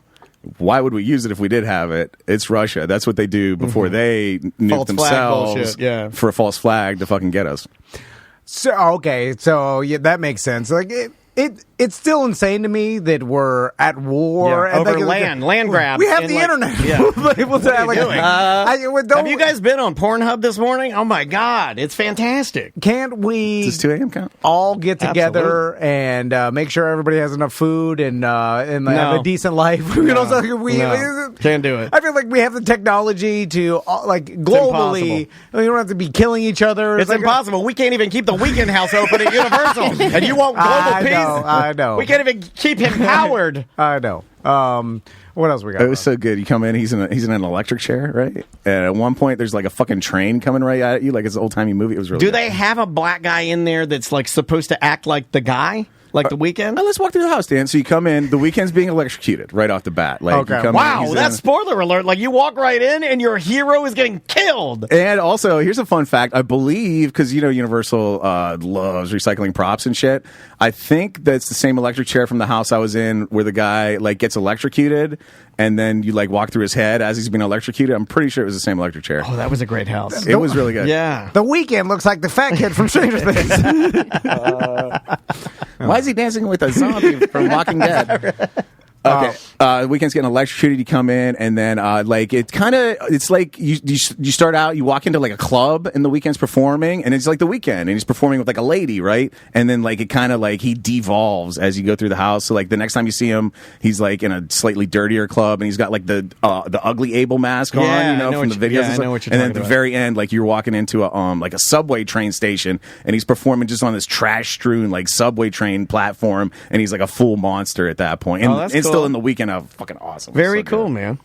man. So New York City, Tom, because I know you want to get back to the news. Okay. I think you guys remember COVID times. They were having a huge rat problem. Didn't get any fucking better. It's New York's the worst rats they've seen in years and years and years. And so their solution now is take the trash out later. Okay, because the people are taking the trash out too soon, and the rats are eating it. They're fucking genius. How come we didn't think of that? They're bumping up the trash put out time by like 2 hours because they're saying that's. Oh my God, they're breaking the cycle. This makes so much sense, doesn't it? It does in a certain way. I think I told you guys about that rat book I read like a million years ago about the rats in Manhattan. And basically, the only way to get rid of rats is to eliminate the food altogether. You got to have rat-proof containers for the trash, food, everything, and which is water. actually pretty hard because they are a very hardy animal. And then water. In New York City, though, you can't really take the water away. It's all underground. They just go down to the sewer and drink it. So you got to really be strict on the food. And I'm sure they'll eat doo-doo. And, I'm like, even if you took all the human waste of food away, like they'll eat your doo-doo? Yeah, they'll eat your doo-doo, I think, right? There's nothing more horrifying than an animal that would literally eat my doo-doo. Like, if you eat... that's... I mean, my doo-doo. Will they eat every doo-doo? I don't. I feel like there's some doo-doos they won't eat, right? Yeah. Like if I lined up 100 people, and I mean from the grossest to the most pristine, and each human defecated on a paper plate, and I released rats, would all those rats eat every pile of doo-doo? I think if they were desperate enough, they'll eat any doo-doo. In my experience with rats, they would start with their favorite kind of doo-doo. Okay. Eat all of that. And then work their way backwards. Correct. And then eat each other when they run out of doo-doo. That's how I would eat doo-doo. Yeah. Me too. These rats are smart as fuck. You eat the best doo-doo first. Is this one of the segments we're going to pull for ACT? Yeah. This is I forgot we had to do that. Yeah. No, I didn't forget about it. I flagged this one. I was like, give them the rat doo-doo. You will recall in the rat house days when I was pellet gun crazy, I would plunk them off of my neighbors' like power lines or tree or whatever. And if they dropped in my yard, I'd put them in the trash bag and throw them away. If they dropped in his yard, I'd just leave them because I knew the rats would eat them. Yeah. I found a bunch of skeletons in my attic when I had those 15 rats up there. And they said I had as many as 60 at one point. Damn. And they were in my roof. And you would find carcasses, but just bones, like licked clean, literally bleached, like it was supposed to be in somebody's exhibit. These motherfuckers would eat it. They are hardy. When I had that news crew over that one time, it was the news guy came over. There was a rat on the porch eating another rat, and I watched the news guy say like 15 times in his news guy voice, "A rat eating a rat here on an East Orlando porch. He kept doing like different takes of that. A rat eating a rat here. I like how they try to like make it. I love their cadence. It's so good. I like that guy went to some journalism college. Yeah, he's standing in a rat shit forest. At one point in his life, he dreamt about sitting. I'm gonna be interviewing Jeff Bezos. Or like he imagined himself on like Dan Rather at a news desk, like giving the nightly news or whatever. He's like this one, you know. And that's the way it is. Good night, America. I started following him on Instagram after that. He's this dapper little gay man who like just loves news and like is all up on fashion. Oh, right on. Just him saying a rat eating another. It fucking cracks me up every time. Ross McCoy. All right, we're into the old news now. You guys have probably heard this one already. Maybe stop me if you've heard this one. This is Dateline Boston. A lady who previously had been evicted from a house, heard about the cops were coming to evict another person. She decided to take action. She drove up in her blue Nissan Xterra. You know what? That is an underrated, horrible vehicle, the Nissan Xterra. Pops the back inside a bunch of manufactured beehives. The boxes that bees come in. Okay. Yeah, your family does that. The cops are like, hey, lady, what the fuck are you doing? She starts shaking the beehive. I'm shaking the beehive. What's it look like I'm doing? This is all on video. A cop like comes over and starts to tries to stop her. Here? What you doing with the beehive? It's unsuccessful. She puts on a beekeeper suit, gets what is described in this story as a tower of bees, and goes up to the front door of the house and basically is like Gandalf, you shall not pass. Hold on. That's dope. She's the bee lady, man. She's a super villain, right? This is the version of the real life Tommy Boy where you're pretending like you're Sting getting crazy. stung by bees. They're bees, and they're staying crazy. So you get out of the police arresting you or a ticket or whatever, except It's a for weaponized version of that. She's like, that's a good idea if you really fucking did it, you bitch. Yeah, there's a little poison ivy here. There's a little Doc Ock, right? Sure. It's a little Where's like Batman? Aquaman where you're like commanding the bee. I love this. So what did they do to her? They arrested her. Now I don't wish. What was the charge? Well, I'm trying to think of a one-liner. I know. Like I literally don't wish ill will on anybody. Felon bee? A felon bee. I don't wish ill on anybody. But if you had said that as she was covered in bees, that they just literally riddled her body with bullets, I would laugh. And I know that makes me a bad person. As she screamed, "Get the bullets, bees!" And then dead. But like literally, if she was like, they're all on her, and she's like, "Get them," and they were like, I'd be like, all right, well, that's what happens. So a crazy lady with bees. Oh, I got it from the Pink song from remember Pink? Yes. Her first song, Sometimes It Just Bees Like That. She says it there. There you go. Sometimes that's actually the name of the song. There you go. Yeah, there you go. Sometimes It Just Bees Like That. 3 out of 10. Like when bees like actually start attacking you, right? When they be attacking you. It bees like that. Sometimes it just bees like that. I mean, running 50 to 100 feet away from them, swinging your arms about, like you'll get away, or will they continue to chase you? I think they will continue to chase you. Yeah. Like for how long? Like honeybees, in my experience, will they'll leave you alone after a certain point, but the Africanized killer bees, they say, will chase you for miles to a house, stay there. If you're getting a car, they will swarm the car. Also, the old jump in a lake thing, they will circle the lake until you come out of the lake. Damn. That's killer bees, though. You know what sucks is I remember swimming in my pool one time as a kid and being stung by a bee that we didn't get out of the pool fast enough. Because it was just like in the water, just doing its thing, and I'm like swimming there like an idiot, and it just floats over and it just stings me. I can remember that. But the problem is that bees are naturally docile. Yeah, and if you they don't really do much. Like if you just sit there. Now, the African bees, they... Racist. Wow, Tom. Mm-hmm. They here we go. crazy. Kylie Irving over here. There he goes. I asked him. I asked him this morning, I said, do you have anything against like African bees? And he's like, look, I can't have anything against African bees. I know where I come from. And I was like, all right, dude. So I'm with Tom on this one. Just because you won't specifically say that you don't hate somebody doesn't mean you hate them. That's true. Imagine how terrifying, when you're sitting at the bottom of the lake and then you open your eyes in the water and then just a bee swarming out, you're like, I have to breathe. How would you do it? Would you just... yeah, but trying to get it fast. But that's what the bees are watching for. Yeah, that's right down the hole, dude. Right on your cheeks or on your lips. Oh, God. My cheeks! My lips! Oh, sorry. Next story, Ross. Yeah, let's stop canceling Kyrie, by the way, because that's all the shoes my kid buys, and I don't want to have to buy them all. Well, the price is going down. You know what's funny? Yeah, we did just get a pair of Kyries real cheap. Yeah. I got some Yeezys, like super cheap. I can't wear them anywhere because people will be, fuck those people. Yeah. This is pretty old too. You guys probably heard this one. The guy was the world's dirtiest man until just recently. He got a bath after 50 years. Iranian guy, Amu Haji. More than 50 years, he hadn't used soap and water. The village that he lives in got together. They're like, "Come on, man, take a bath." He took a bath. He died 2 months later. Oh, it's the old change in the transmission fluid. I've seen this guy on Facebook. That was his claim to fame. Well, yeah, and they washed his health away. He looks like your average Fish concert attendee. Like, yeah. So what was the deal? Like, I remember we had our guests are yawning, and that's never a good sign. I'm just kidding. I'm just fucking with you. I'm sorry. No, when my buddy Dave would get this is one of the meanest things we ever did, and I told you guys this. He had a French exchange student, Henri, that lived with him, and we held him down, and we used that teal degree deodorant to hose his armpits down because he smelled so fucking bad. You stink, Frenchie.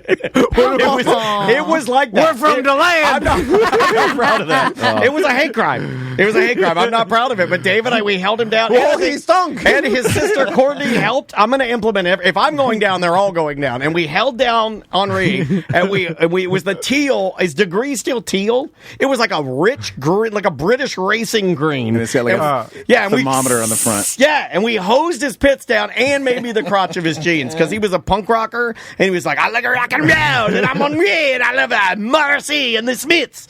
And we hosed him down. This is why people talk shit about Florida, Dan. Yeah. Henri went back to France and just spread the word. You know what? You're right. I can't argue with that a bit. Does it say how he died, Ross? Because he probably just died of cancer or some other thing that he had forever. It's just coincidental that they gave him a bath and he died 2 months later. The article I have says he got sick and died. Okay, because it couldn't be because now all of a sudden, he's the bees clean. are the last story. Built up his immunity, but then they got rid of all. I don't think it works like that. I think this is keep a it for coincidence. 2 months. You know what I'm saying? Like your immunity will, I guess, start getting bad after maybe if you stop doing what you're doing for years. Did they right? say what he got sick of? No, but let me just tell you about this guy's like day-to-day life. Okay. His favorite food was porcupine. He lived. I heard that's good though, isn't it fatty? He lived between a hole in the ground and a brick shack. Wait a minute, not isn't that even what the hole people in the say? ground. Like, where have you been between a hole and a brick shack? How do you not know this? I saw on Facebook he smokes like 5 cigarettes at a time. Yeah. Wow, that's an accelerated pace. There's like That's a an row accelerated pace of cigarettes, which when I look at it, Why 5 at a time? Just because he's the dirtiest guy? Probably because he's finding butts and he's like, it's just. yeah, but smoking one at a time, Yeah, dirt I mean, man. take your time, man. Like, you can't because when you hold them all in a row. Yeah, you look like a weirdo. You can't smoke them like a harmonica. I mean, yeah. It's like one at a It's time. not a pan flute, it's a cigarette. Like, I understand chain smoking, but when you have them all lit, you're wasting You never your chain cigs. smoke like I did, though. You were never hotboxing off of one, lighting one with another. But that makes sense. When you have 5 lit at a time and you're harmonica smoking them, it's a waste. Anyway. It becomes a party trick at some point. You're questioning the man who didn't bathe for 50 years and his life choices. Well, I feel like the social media news or whoever's reporting on it was like, hey, you know what would be good? A picture of you smoking 5 cigarettes at a time. But he doesn't really do that. Who would do that? It's a waste. Anyway. It says here his skin was covered in soot and pus, and his diet was rotten meat and water drunk from an old oil can. I feel like you're trying to be dirty, right? Now, imagine if you so that amount of dirt, you're gonna have shit underneath the dirt. Your skin's not gonna be whole.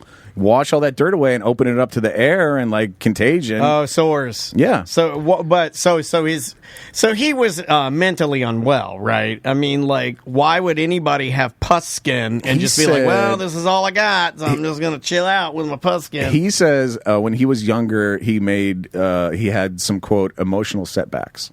That means his dad fucked him, right, or something bad, slapped him around, beat his ass. Yeah, like that's a sad story. What bothers me is, are we tough or not? Because I watch these 1883 shows and the Dragon House of the Dragon, and he rules our whole show by House of the Dragon in 1883. He's like a cowboy dragon. Everybody's always dying over everything. Like they're like, oh, this guy, dead. Like, oh, this person's gonna die. They didn't have penicillin. We've already determined this. They didn't wash their hands most of the time. Toothpaste. Well, I don't wash my hands most of the time. That creeps in from the gum stand. The dirtiest man in the world is fine, like for long periods of time. I guess you can be dirty, but in modern day times, like if this dirty man lived, it's our fault he died? Is that what you're saying? I don't know. I'm just saying, like, how is he alive? He's not built for modern day times because modern day times are too clean. That's what you're arguing. Well, the old times, they just portray everybody dying all the time over nothing. So is it we're tough or not? But this guy, it didn't happen overnight. Like, he took his last bath, and then over 50 years, it gradually accumulated. So his body got used to that. Like, if you took your body and put it in his position right away in one day,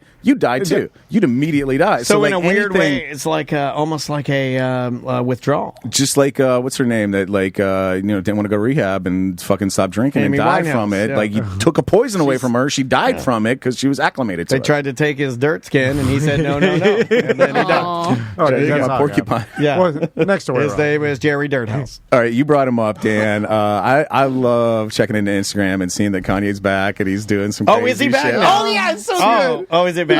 Over it. What's he doing now? What's he saying? Dude, my favorite one just recently, like I think it was the first one back from the ban. It was a picture, as he is wont to do, of a text conversation.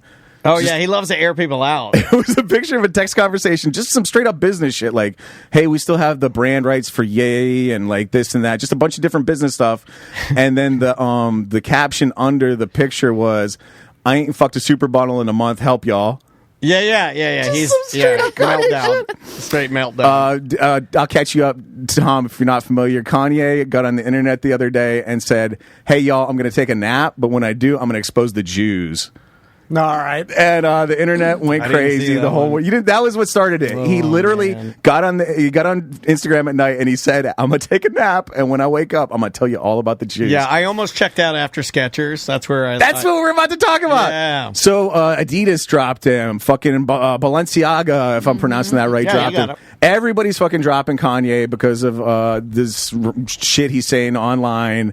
And so Kanye wanted to get back in the game unannounced. He shows up to the Skechers shoe company with a film crew and was promptly escorted out. Yeah. They just showed him the fucking door immediately. Sam said the funniest thing I've heard. Sam goes, you know what, but I might wear some skeezies.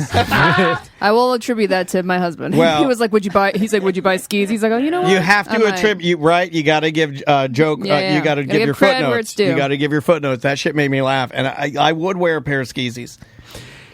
Again, he made him $1 billion. Now I know he's not worth that anymore. No. But whatever. This person who is obviously mentally ill of some sort, like bipolar, he said he has bipolar, whatever, like doing these things, has made, or at one time, worth $1 billion.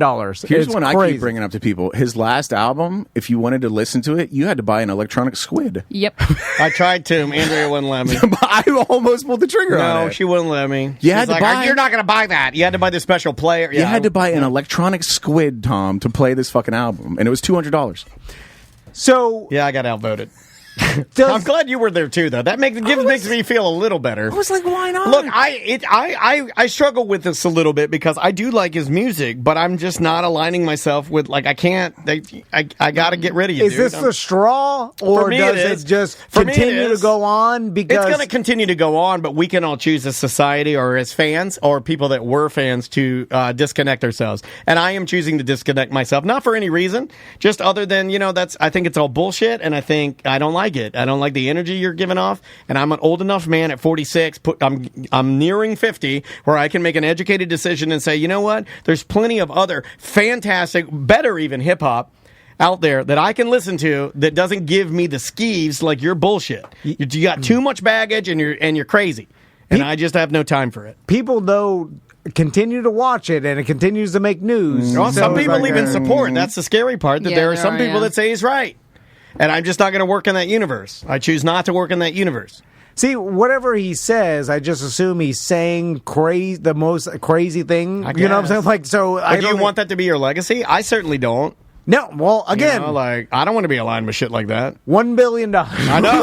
There used to be a time where the crazy people in our society were like Sean, tarred and feathered. And we throw him off a cliff, right?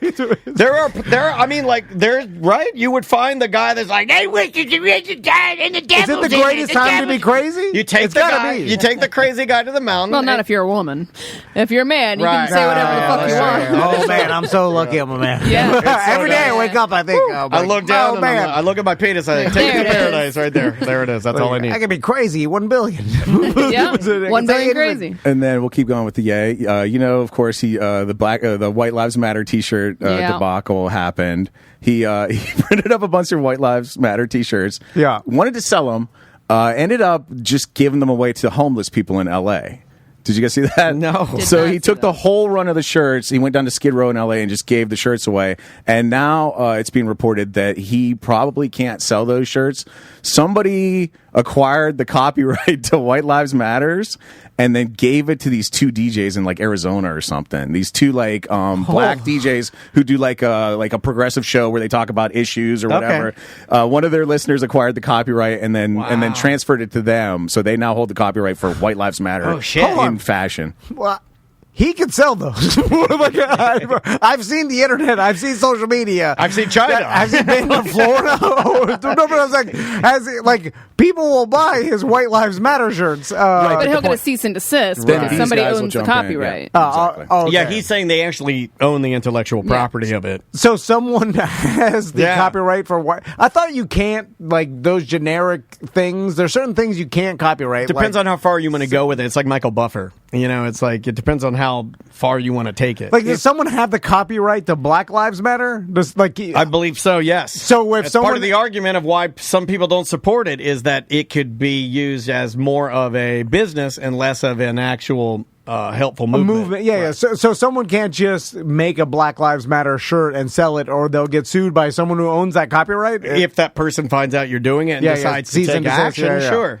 I think the two things are that it has to be tied to it has to be tied to fashion or like music. You have to copyright it for a certain usage. So you can't get like you could go get the copyright for White Lives Matter in foods or whatever, and it wouldn't conflict with the one for shirts or whatever.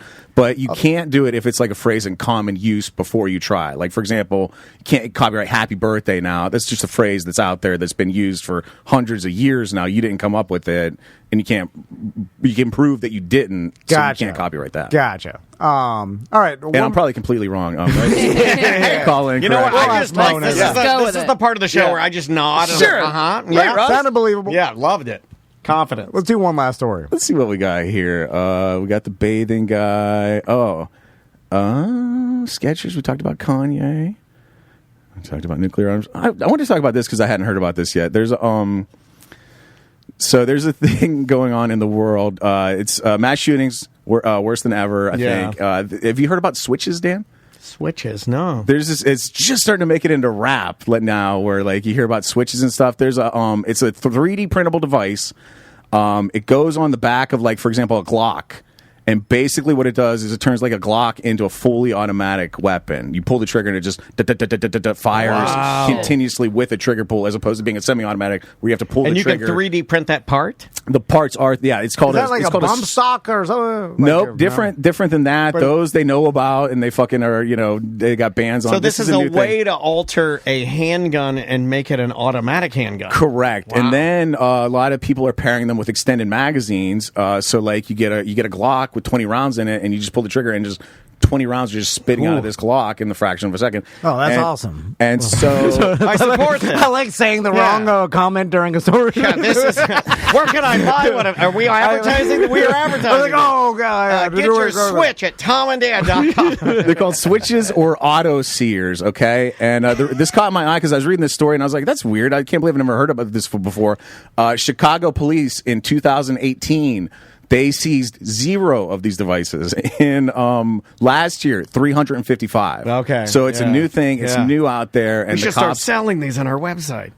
The cops are trying to deal with it now. Switches or sears. Turn a semi-automatic Glock into a fully automatic weapon. I mean, I would like to try one. Yeah, I'd shoot it for sure. Yeah, I would shoot it 100%. I mean, I think it's not good. I can't imagine that it's good for your... My first thought was, this can't be good for your Glock. Yeah, that's exactly what I was thinking. I was like, I wonder... You're going to rag your Glock out. How dangerous is that for the person shooting the gun? And when you alter these guns, I mean, obviously they're made to, like, the manufacturer specification. Perform a certain way. Yeah, so, and you don't want to overclock it. I'm using computer terms, but I don't think you really want to test its limits because you're holding it and it could blow your hand up. The 3D printers. I want one, and Maisie has asked for one for Christmas. Okay. I'm going to make her a Switch for her Glock. I feel like it's... not for everybody because it's too complicated for Agreed. the likes of me and anybody like me. Yeah, you know what? You need a glue gun. Yeah, that's what you need. That's your 3D printer. And it doesn't seem to have gotten as popular as you would suspect if you were, like, say you told someone about this technology in the 80s, like, hey, you can have this thing at your house, and with a computer and this thing, it will print, like... basically anything that you have. I know my dad would say that's some bullshit. Like that'll never happen. But you would think if it did happen that everybody would have one of these and be printing their own stuff of anything. You know, anything they want that but they can name actually a person name a person you know other than me that has a good computer that's in perfect working order. Well, there's that, and I don't know. I know some people with 3D printers, like some listeners of ours, but none of my friends have one. I couldn't tell you like anybody close to me. Like that has none a 3D of my printer. friends have the computer power to do something like this because most of them have like. Or the smarts, the know-how. Like, true. I don't know anybody I know one person that uses one of these. This is great for you, Tom, because you're always asking, like, how does this work? Right now, we're in the penny farthing stage. Like it's a complicated device. It's not for everybody. It's for like your dedicated user, enthusiast, who's about that and knows how to work it and is not going to like tip over and fall on his fucking side. We'll get to the point where you get about that plastic life, son. We'll get to the point where you can just go to Walmart and get a mountain bike off the shelf and just push it right out the door and start riding it with 3D printers. We'll get there too. We'll get to the one you can just. We're so close. Maisie has asked for a 3D printer for Christmas. She's not getting one. What she'll more likely get. Have you seen those pens that? The little stylus you can do like and they layers use with. the feeder of the 3D pencil, but you can draw in midair and make like things. Oh, get her the regular printer. Don't get her the Bobo pen. No, but what is she going to use? You think she's going to sit there with the CAD software and like engineer and make a figure? No. Give her the pen so she can burn her fingers and like doodle with it. And at the end of the day, I'm all for giving the kids like more technology that they can handle. Let them acclimate it to get up to that level. Okay. You know? Yeah, because that's how, like Warren Buffett had the belt with the little quarter thing that he would, you know what I'm saying? Like everybody that's super successful started with some nothing. So get her to the 3D printer. The chat room says they're not as complicated as we think. They also said the Orlando Science Center has them, and they will teach you how to use them. Yeah, and it's free. It's 100% free. You have to pay for materials, or like put money back in. But yeah. They'll teach you how to use them. And they have good ones, too. Does the chat room realize that weekly I can't get into my email and scream to I would hope so. Nobody sees that. Like today he couldn't find something in the BDM page, and I found it in 2 seconds. Dude, and he what wanted do you to mean it's not as complicated as they think? I'm going to break something wide open. A lot of people don't understand that Monday to Tuesday is just getting him into his email. Yeah. It's Monday to Tuesday. Tuesday is when he does email. Not as complicated as you think. To me, I need to open the box, put the 3D printer, plug it in, and tell it. And it makes you a gun. Print me a gun, and then it's like, here's your gun. Dan, do you want to tell everybody how Tom gets to Facebook on his computer? I don't really say. He Googled the letters FB. Well, how else do you get there? Okay. This happened yesterday. I'm standing there, and what did you? Oh, you were looking for. We wanted to talk about one of our listeners bought a Subaru, and we wanted to find the post. So he was going to go to Facebook to look for it. Well, I wanted to mass invite people to our we're doing beer that. fest. But I look behind me, and I don't look over people's shoulders. You're not supposed to do that. It's rude. But I couldn't help but look, and he didn't even use Google. He used Yahoo.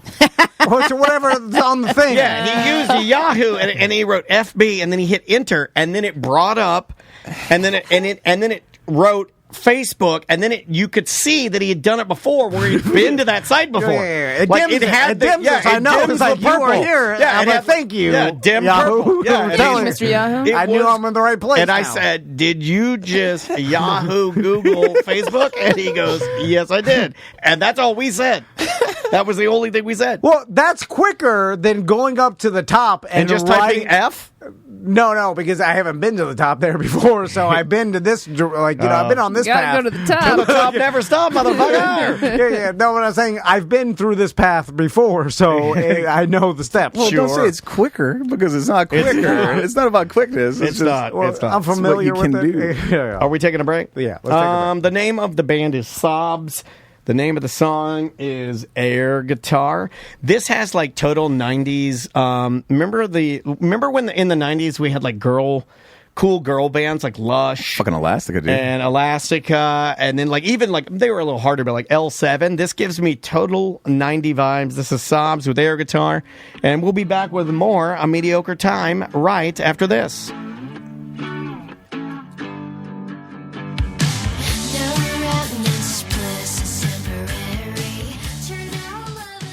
Sport Subaru, Sport Mitsubishi, right there on West Colonial Drive in front of the fairgrounds.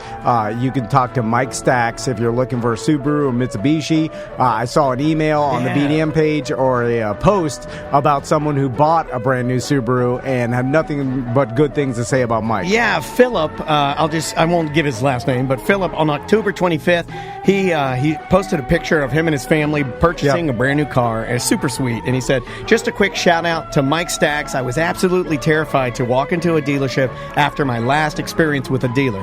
Man, this man made me feel at home and comfortable the whole time and answered all of my questions up front. Man, this ride is sweet. I'm so happy. Thanks again to the BDM community for coming through.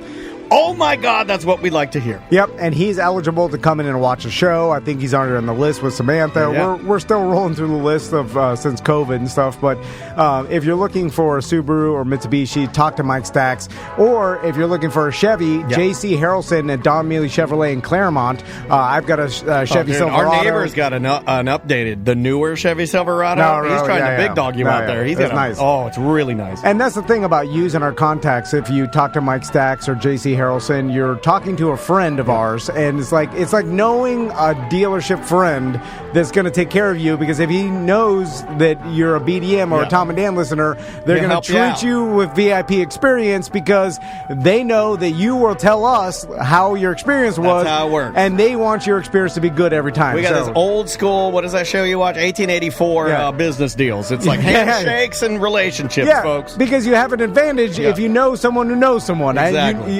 You want to know a guy, Mike Stacks or J.C. Harrelson? Those are your guys. So it's Sport Subaru, Sport Mitsubishi, West Colonial Drive, and Don Mealy Chevrolet in Claremont.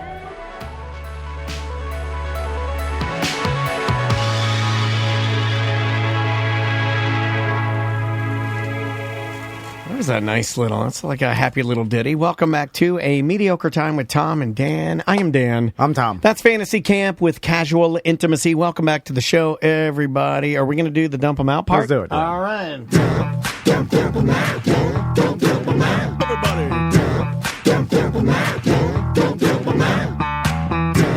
Dump 'em out. Dump 'em out. Everybody. Dump 'em out. We got too many topics on the list today. It's the end of the motherfucking show. So come on, baby, let's dump them out and play. I wanna see your topics. Ooh, I wanna also see your bottomics. Dump 'em out. Dump 'em out. Everybody. Dump 'em out. Dump 'em out. Dump 'em Out brought to you by TheDangerBrain.com. If you're looking for a branding agency, TheDangerBrain.com. They've branded us for over 10 years. Yeah. Currently still branding us. Lots of our sponsors. A new You should let 'em sponsor. brand you for real. Like, You know, I've wanted to do a Nexium brand. style? I've wanted to do a brand. But Well, only it on hurts the too much. but only on the inside of my cervix. Like, because I just feel like what's the equivalent to a cervix in a man? Butthole. Okay, thank you. That's the correct answer. It is butthole. Thank you. I was looking for butthole. Oh, yeah, Show me man. butthole. Number one. Yeah, number one answer with 75% of the people we asked at the mall. when I was flunking out of college, there's a couple of the black fraternities where like brands were the cool thing. What's that called? When Keloid. Keloid. Yeah, black Yeah. people like their skin scars easier, I guess, with a burn. It looks better than a white guy brand. Yeah, it does. It does. But Like- again, we're more alike than we are different. What do we got, Sam? You ever heard of steak shots? Steak shots. You know what picklebacks are, right? I was going to make a pickle sale. I've got a ton of cars that I gotta sell, and then It's like that one episode of Black Mirror, right? I don't watch Black Mirror. Okay, hold on. Picklebacks are it's a shot with pickle juice. So it's whiskey, and then you chase it with pickle juice. Why whiskey? I feel like vodka and pickle juice, you I wouldn't mean, I even guess know. you could do that. But I feel like vodka and pickle juice, it'd be like, pickle juice! We didn't even know we had anything else. Like, whiskey. Yeah, but the pickle juice negates the whiskey anyway. Okay. So that's kind of the whole reason, I Cool. think. But I was at Fest this weekend, and a BDM was there, and he was like, hey, let's do steak shots. And I'm like, That's where I put my is that dick where I in your take a shot shot and glass? then eat a piece of steak? Like, what the fuck is this? But instead of you take a shot of whiskey, and then you take a shot of Worcestershire sauce. No, thank you. Yeah, it was very interesting. When I was a kid, full my shot? mom. Yeah, When full I was shot. a kid, my mom had to ration the Worcestershire sauce out of the fridge because I was addicted to it because it was so salty and I loved it. Yeah. So when we had steak. Like, so my dad would make me a steak, and my dad, you know, like, come on, the way we grew up in the 80s, like, my steak was cooked it was a gray steak. Gray steak. I had a gray steak, and then to juice it, I would Worcestershire the absolute fucking ass out of it. I've never thought about this until Sam started saying this, and what does that remind you of? My dad is sitting next to me, just salting, you know, the shit out of his steak and covering it with salt. I was doing the same fucking thing, right? But I was just thinking I was different using the Worcestershire, which is still just salt in a bottle. I think it's brewed, just like soy sauce. I'm not sure on that. But Worcestershire is just like a brewed salt condiment. Yeah, I was going to say, is it white people's soy sauce, right? Yeah, it is white people soy sauce. And pickle juice is nothing but salt. And vinegar, right? Yes. I think it's just vinegar and brine salt. Is the point of this to like rehydrate you, get some salt back in your system, or It's the flavor. I think it's just the flavor. Yeah. Now, I do like Worcestershire, but pickle. that is Worcestershire is the type of condiment, right? If you're making a sauce and you put one dash of Worcestershire in your sauce is now Worcestershire. That's what Super strong. It yeah. is power, man. So, Oh, everybody's saying don't Google how it's made. Okay. why? What is it? How is it? I don't made? know. I don't know. What is it, like baby cow tears or something? What, am I gonna make me sad? Yeah, is it just I don't. salt I thought and it was like. flavor or I thought something? it was white people soy sauce. It's just. It's a brewed salt. Yeah. It's brewed salt juice that we put on meats that our dads overcook. Everyone knows that. And because you're not supposed to really put any condiment It's on a fermented condiment made from a base of vinegar and flavored with anchovies, molasses, tamarind, onion, garlic, and other seasonings. I never knew that it was fermented. Didn't realize there were anchovies. Did not in know there. that. Anchovies are in a bunch of Caesar salad. random Yeah, things. yeah. Man, Caesar salad. It broke my heart as a kid, man. I'm like, man, I love these Caesar salads. This is the best shit. I'm an Outback boy. I'm fancy. I go to Outback. I eat the I'm an Caesar Outback salad. boy. I'm an Outback boy. I'm an Outback boy. And then I would eat them, and then I Googled it to make the sauce and everything when I got to be of age, and I'm like, there's fucking rotten fish in there. Fuck this. I was so mad, and I was like, well, I'll just make mine without it. You can't make it without the anchovies. did you ever have them on a pizza? I have. They're not bad. It's fucking good. It's It is very. delicious. Yeah. It's salt. Never It's tried it. literally Again. salt. Salt. Anchovies. If they could just say, like, do you want anchovies? No, but I would like thin slices of salt on my pizza would be fine. The thing about anchovies though is that like any fish that's small enough that you can eat its skeleton, just awesome. Right. I just love eating you feel like a dinosaur skeleton, right? dude. It's amazing. You're like a megalodon. Yeah. I like to Sardines. feel the crunch of a skeleton. Yeah. But only under my my bones as I'm pumping. I like to be pumping the skeleton. No. Makes you feel like a fucking giant in a fairy tale. I'm crunching a little bones. bit. Yeah. Mm-hmm. What's next, Sam? Speaking of me being at Fest, I stayed at a Holiday Inn on University in Gainesville, which was it was just one notch above International Palms Conference Center and Resort. It was a shithole, and then the last day that we were coming back to our hotel, we're like, we got to get up early and get the hell out of this town. The entire lobby was flooding, and I sent Dan the video. There was water coming out of the ceiling lights. What? I when you showed me this video, Sam, they wouldn't even let us into our rooms. That's Sam's hotel, so that's embarrassing and sad.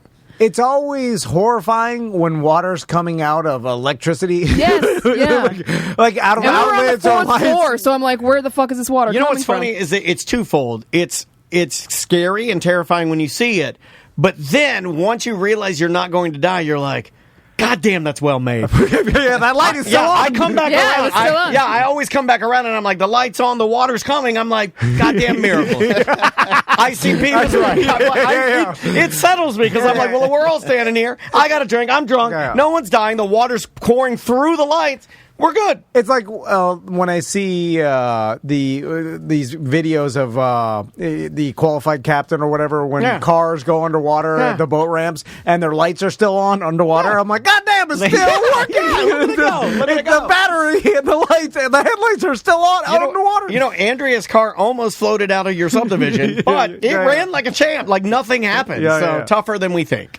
So, Sam, when that's happening and water's coming, because the employees are all looking around, they got the wet sign out and they're scrambling. Do you get a discount or anything? No. I think about how embarrassing it is. Okay, a dream scenario of mine is you working the front desk as the water is coming through the ceiling.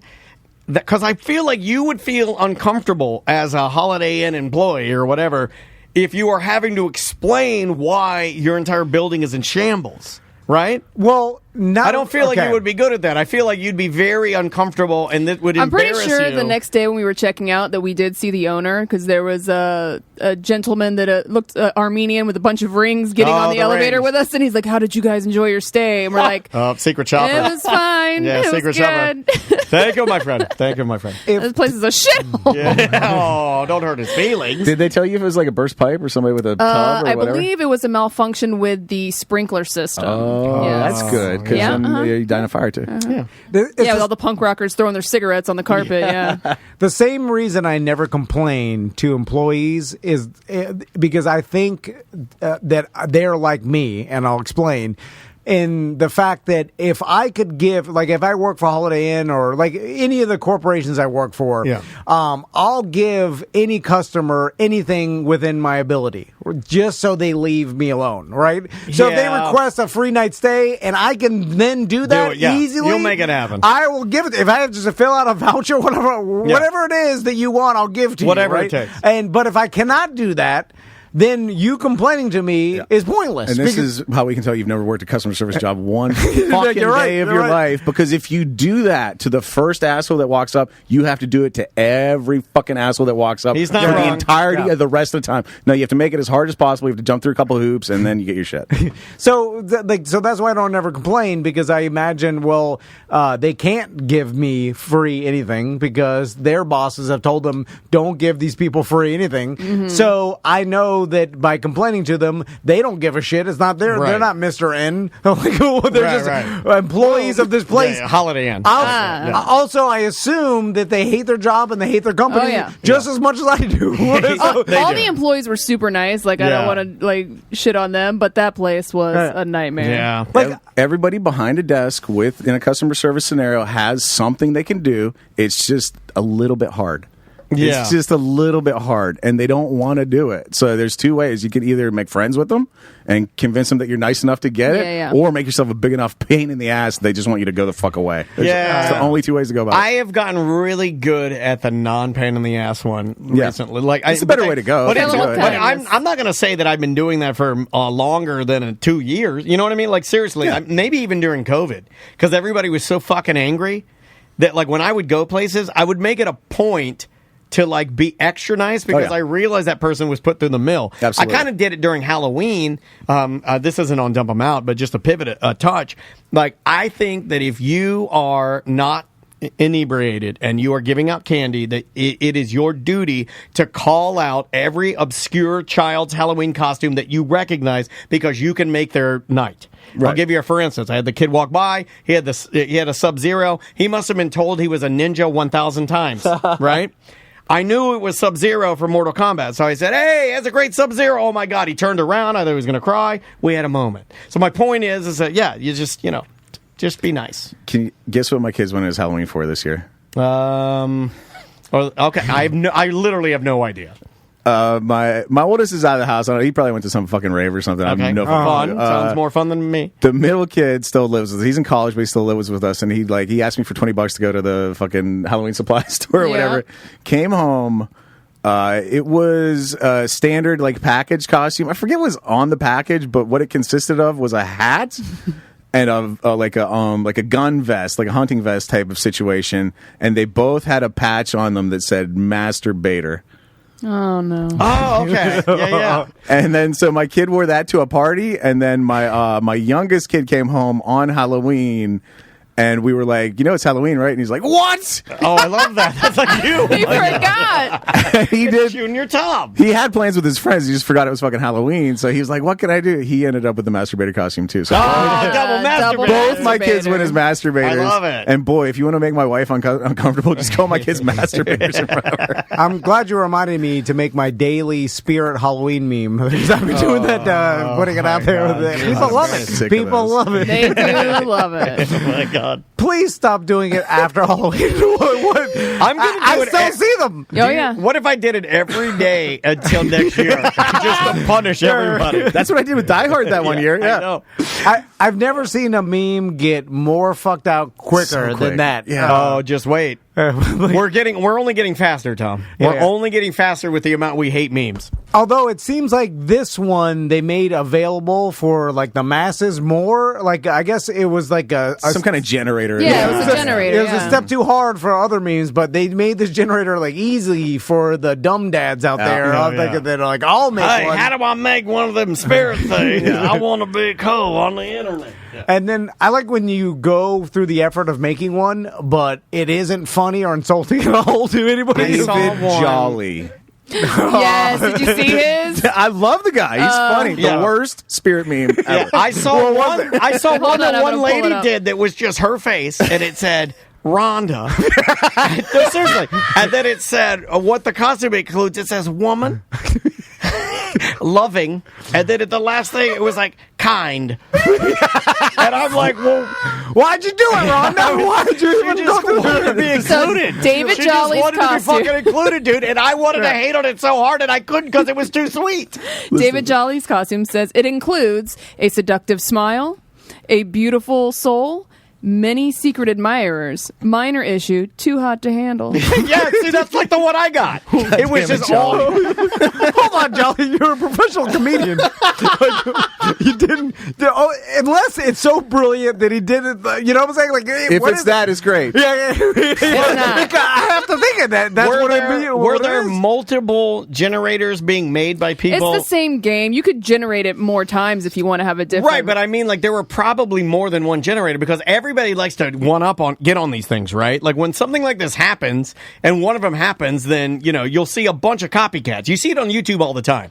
Like, one of the reasons why I like YouTube, don't get me wrong, we're on it right now, but it gets a little fucked out for me is that, like, you'll see in the biggest streamers, like Mr. Beast and that type of, if you see him do something, if you just go down like 3 clicks to like people that have 1 million and a little bit lower, they're all just copying him. Oh, yeah. It's not, that's why the creativity of the platform in a weird way is kind of getting fucked with, because all you're seeing is people jockey for the number. It's becoming radio or anything else. It's like, we got to chase the fucking numbers. It's like, it's never been about chasing numbers. It's about chasing the fucking cool idea. Dude, this is going, like, everybody does this. Look at fucking TMZ with the Bob Saget thing. Like, TMZ comes out with a story of Bob Saget's last interview, and then every media outlet copies it. You know, it's crazy. Look at the thumbnails. If you look at Mr. Beast, if you go to his platform and you go most popular, you can filter it. Find his most popular video to date, and then look at the thumbnail, and then go down and look at, like, people under him that would be considered, like, lesser contemporaries, and everybody's just copying him. So I would say, I don't think you guys are using the platform correctly, because where I think it peaks, or where personally I think it's the best, is when everybody's coming with a cool idea and they're not all the same idea. You know, you need some variation there. You need some, like, different shit. Remember when Rogan got up there and attacked the old Mencia for stealing his jokes? It made me uncomfortable. And that was a big thing in like 2004 or 5 or some shit. Or, you know, it was like, and it was a big controversy, and it ruined this guy's life, basically. You know, and like, he said he was going to commit suicide on our show. He told us. Is that done? And now it's okay to copy everybody? No. Like, Rogan just brought it up the other day. No. But I was like, no, it's only cool to copy if people have been saying it lately about Amy Schumer too, and she's bringing her show back, so I don't think it's really that big of an issue. Here's for the people. thing: when I started, hack or stealing jokes was like biggest insult, the right? death penalty. Yeah. You were done as a comic to do that. Now, and again, I like people hear me talking about this. They think I'm talking shit or like complaining, like old man complaining. It's just the way the world is it's a now. blanket statement. You can get on TikTok and do hack jokes. You can do joke book jokes on TikTok and get 1 million fucking views on it. So why wouldn't you? Like, and now I imagine you're influenced by so much content that's impossible to like genuinely create your own content without any influence whatsoever, unless you stayed away from all your phone or whatever. Because so then that makes me think that millions of people are just being influenced, and then so it's all just mushed together, and it's impossible to even like maybe some people aren't copying, and it's just like they were influenced by some joke and meme they saw, and that's what made them write this joke. And there's 20 others like it. I will have people that write us and say like, hey, in order to get X amount of views, you need to do this with your thumbnail and do this. And I'm like, yeah, but like, unfortunately, I feel like I would be dishonest because I only give you the thumbnail of what we're doing, which is a podcast talk show / that was born from a radio show, or our dissatisfaction with where radio is going. So I don't want to I don't want to hoodwink you into clicking this. Yeah, you put. I want you to like to click this because the comedy or the personality. Well, you know what you're getting. You're going to be tricked, right? So like the whole idea of what a click is or what attention span even is, it's been fucking turned on its head, and it's been bastardized in my idea. And that's not dumb old man. That's me saying, look, I'm not going to cater to that because that's not us. That's not what we're doing here. And then when people click through for that like secret Fortnite trick or whatever, you put in the thumbnail to get people to click, and it's not there, they're going to fucking hate you. Right. And aren't they going to be disappointed when you're tricked? Or maybe they won't be, and they love the addiction of the disappointment. No, I'm serious. There is a thread that I've been deep diving this on YouTube, but there are threads. Like, why do you think these guys make these videos where there's never a payoff? And then people get addicted to there never being a payoff. They like that feeling of that. It is edging. Yeah. Well, it's like literally fucking jacking your fucking mind dick, and then and nothing comes out of it. It's garbage. But also, it's just a number. And then if you're mining numbers, you're like, look at that. This got this many views or clicks or whatever. And then you could parlay that into marketing advertising money. Absolutely. Although they took a lot of that shit away. I remember like it all used to be, hey, click on this video. There's some chick in a bikini, and it was like some insurance, like it was all tricks. But then YouTube stopped paying people for that. Like, we have to prove that this is real. It will evolve again, and then it'll evolve again, and then it'll evolve again. So. You got your aggregators, the people that just straight up steal shit for fucking. We had them get us money. Yeah. And my friend, this comic in town, Jari Knows, he posted this thing the other day from a guy on Instagram, and it was like here's how to grow your following. Go to pick 10 influencers you like, go to their top 3 posts, that they have on their account. Yeah. Gank those posts. Just fucking steal them. Make them your own. Now you've got 30 posts to use throughout the week. This was literally their business plan. Go to influencers you like. Oh, I'm sure steal people their do shit. this. Post it as your own. Yeah. There's 30 posts for you right off the bat. Get started. Insane. I mean, they I was watching a guy this morning that in a roundabout way was saying that you got to follow the trends, and I'm like, nah, I'll just be a grumpy dad who's 5'2" in Orlando and just do this shit. I'm just gonna ride this shit to hell. It's like being somebody This is else to fine. to land a partner. You like make yourself this other person, and then you start dating this person, and then okay, you're there. There's nothing authentic there. But then at a certain point, you have to be you, or what the fuck are you doing? Well, you were never fully connected to begin with, so there's nothing there. There's no true connection. Yeah, well, that's a lot of influencer content. They started with you pranked your wife, and it became viral. Well, now you got to prank your wife 3 times a day, every day. That's what I'm jealous because I would love to prank my wife 3 times a day. And then it turns into fake, where it's like you're not, she's in on it, and then it's like, there's so many fake ones on and then TikTok. and then it's like, honey, walk through. I'm going to shoot the balloon with the Nerf gun. And it's going to pour in your bed. I was just watching that one. I was just watching. And then it's like, how many times? God damn! When do you guys parent? Wouldn't you be walking into every? We were like, oh, where's the balloon? Yeah, you know PTSD. How many different ways? How long could this last? How many different ways can you set the table up with different prizes and roll a roll of toilet paper down it? I know. I like that one. You want to do one more or get out of here? And they've faked trick shots now, right? Like, Dude Perfect was the Amazon. They were the special Amazon. Last night on Thursday Night Football, you could click through and they give you like the regular view, then they give you Spanish, which is dope. And it's really well done. Like, I'm surprised nobody's done that before with like real Spanish commentators. Then you get like better graphics. Like the one of them, you get like nothing but overlays, so it looks like Madden. You see where everybody's running and shit. And then the fourth one, sorry, I spit everywhere. I have Corona. The fourth one was Dude Perfect. Yeah. And they were doing trick shots in between, and they're like interviewing and talking to each other, and it was terrible, fucking terrible.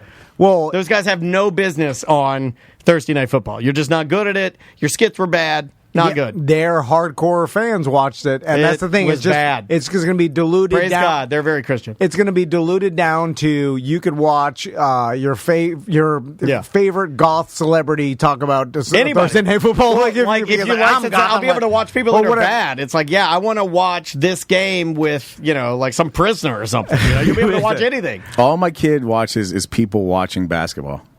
Not a basketball game. People watching about, pausing it, talking about this shot, that shot. Yeah, interesting. It's weird. He's all into the b-ball, man. Weird.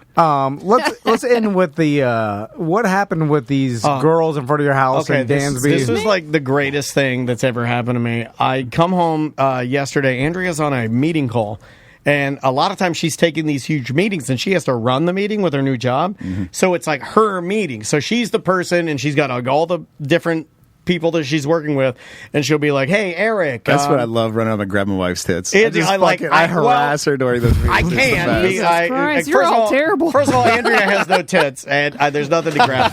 Come on. Second of all, she would fucking kill me, and everybody in my house is bigger than me. I like to go up. My wife's running a meeting. I like to go up and grab her from behind and whisper in her ear, "I'm harassing you." Oh my God, I like that. So my wife's in there running the meeting, and I'm out. I hit her in the. I can see her mute, and I'm like, I hit her in the area there. And I'm like, "Hey, what's up?" She leans in. She's like, "Oh yeah, I'm on a call." I was like, "Should I take him out, Dansby?" She's like, "Yeah, you should take him out." So I go upstairs for a little bit. He's not really making any noise or anything. I get him out of his kennel, and I go to take him outside. So she's still running this meeting. So I sneak downstairs with him. He's not making any noise. And I take him outside, put him on his leash, and I go to take him outside. Well, I'm out there walking him a little bit. Now, granted, Andrea's window is the front of my house. She's looking right out at me, taking this dog to go potty. So Dansby's doing his thing. I don't know where they came from, but two of the most gorgeous and most beautiful black in skimpy bikinis, tallies, two of the most beautiful Nubian, caramel cloud, most beautiful black women you have ever seen in the skimpiest. Their titties are spilling out of their bikinis. I thought I was being fucking punked. Girls, you probably were. You're on somebody's TikTok. They saw Dansby, and they were there, and they're like, "Oh, baby, oh!" And they come running, and I'm standing Why were there. they in bikinis? They're going to the pool. Okay. And they're walking to the pool, and they're in bikinis, and they come running over to Dansby. I mean, they are bouncing and flopping in ways that, only Sam can do. And I am just like, oh, hey, honey, you know, like literally like melting down. And Andrea has literally the window to it. Oh, this is your baby. Oh, oh, what's his name? Oh, Dansby. Titties falling out. Half a nipple comes out. I mean, booty titties, booty. I mean, all day long. This dog is a god. Better than Caesar. I mean, better than Caesar. Caesar who? How dare you? I said what I said. This dog gets ass. This dog is so attractive that I was unbelievable. Swimming in booty titties. I mean, literally, and both of them are 6 foot tall, Sam. If I'm lying, I'm dying. You could ask Andrew. Is she in the chat room?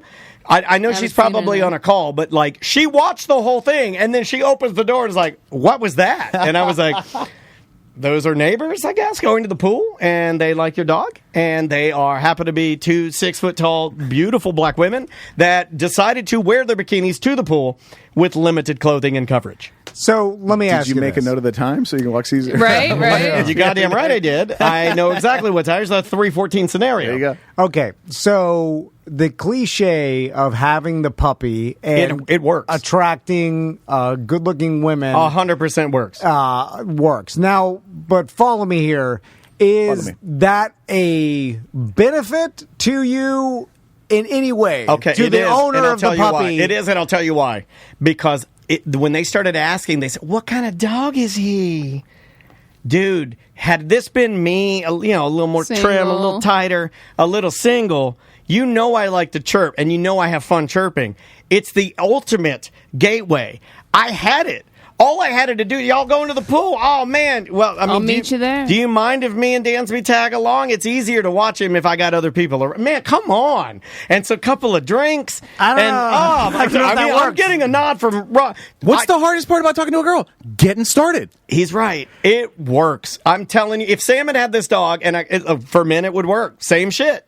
I'm very Most girls don't even need it. No, it works. It works. Because I understand the logic of a conversation. Now Tom's thinking about getting a dog. No, but he doesn't like to chirp. I'm telling you. I don't think it works. I think it works. Now, You've also been with Crystal since you were like 12. Yeah. Have you ever talked to a girl No. in a That's not predatory we found out that he doesn't. He talked to a girl in a predatory fashion. We understand that. You know what? Tom I stand behind that. Have you talked to a girl? Tom has no idea what flirting is. But follow. Okay, I gotta get my wife to call in. All I'm saying is that I understand, like, good-looking girls maybe like finding a cute puppy cute and wanting to be like, no, they were chirping with me. I need my wife to back me up how long it went on. You have no idea how long this conversation happened.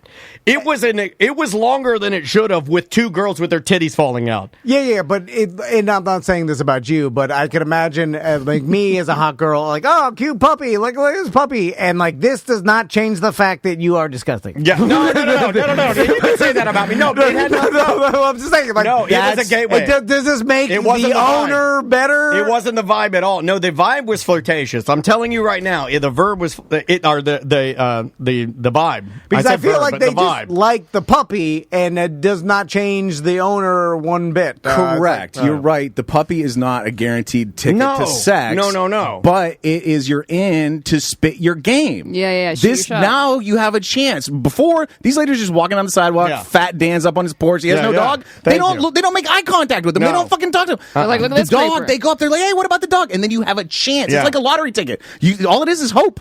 Yeah, at the end of the day, but gambling. you could win. It lasted longer than it should have, to the point where Andrea's like, well, what was that? And I'm like, he's a powerful dog. This dog's got big dick energy, man. It's Pete Davidson of dogs. So should have named him Petey, little Petey. The yellow albino snake or parrot, black people don't like that. Icebreaker. I'm saying long Come on, form. man. You know that. No, I'm puppy. Black people don't want your 100%. fucking snake. You throw that shit in the trash. No, well, because you can't, like, the puppy's only going to be a puppy for 8 months, and then it's a full. Yeah, and then you're right. The dog, I got a window. So then, but the albino she's snake. calling. Well, they're both flashing, so good luck.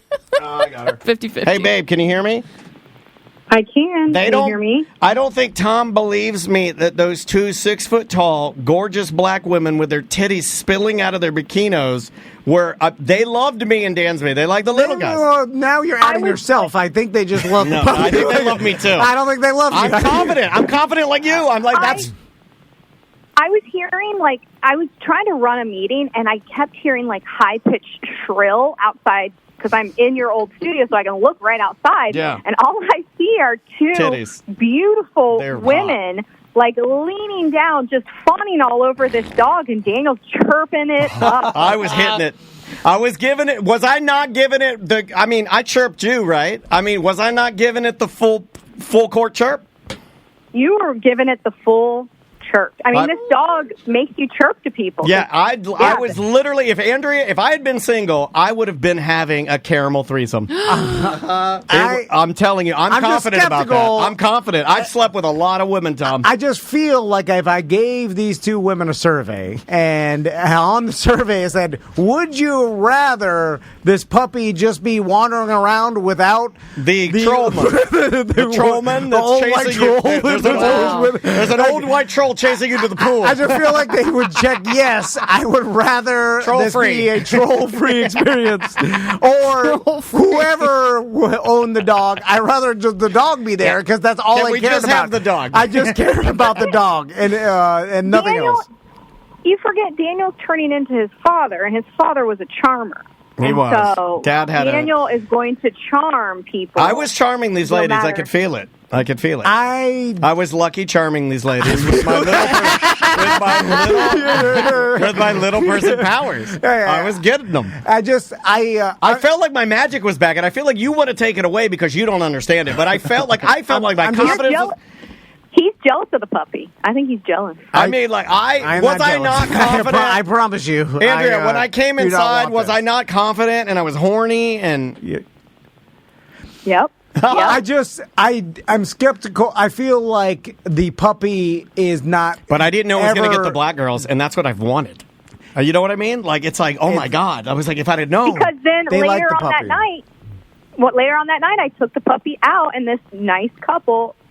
beautiful black woman and her boyfriend that's true. wanted just to talk to the puppy. That is true. So. This dog Well, you're proving my point. They just care about the puppy. We're more alike than we are different, Tom. You know, they don't care about the owner. And they were talking to me. It's like a care about Daniel and I.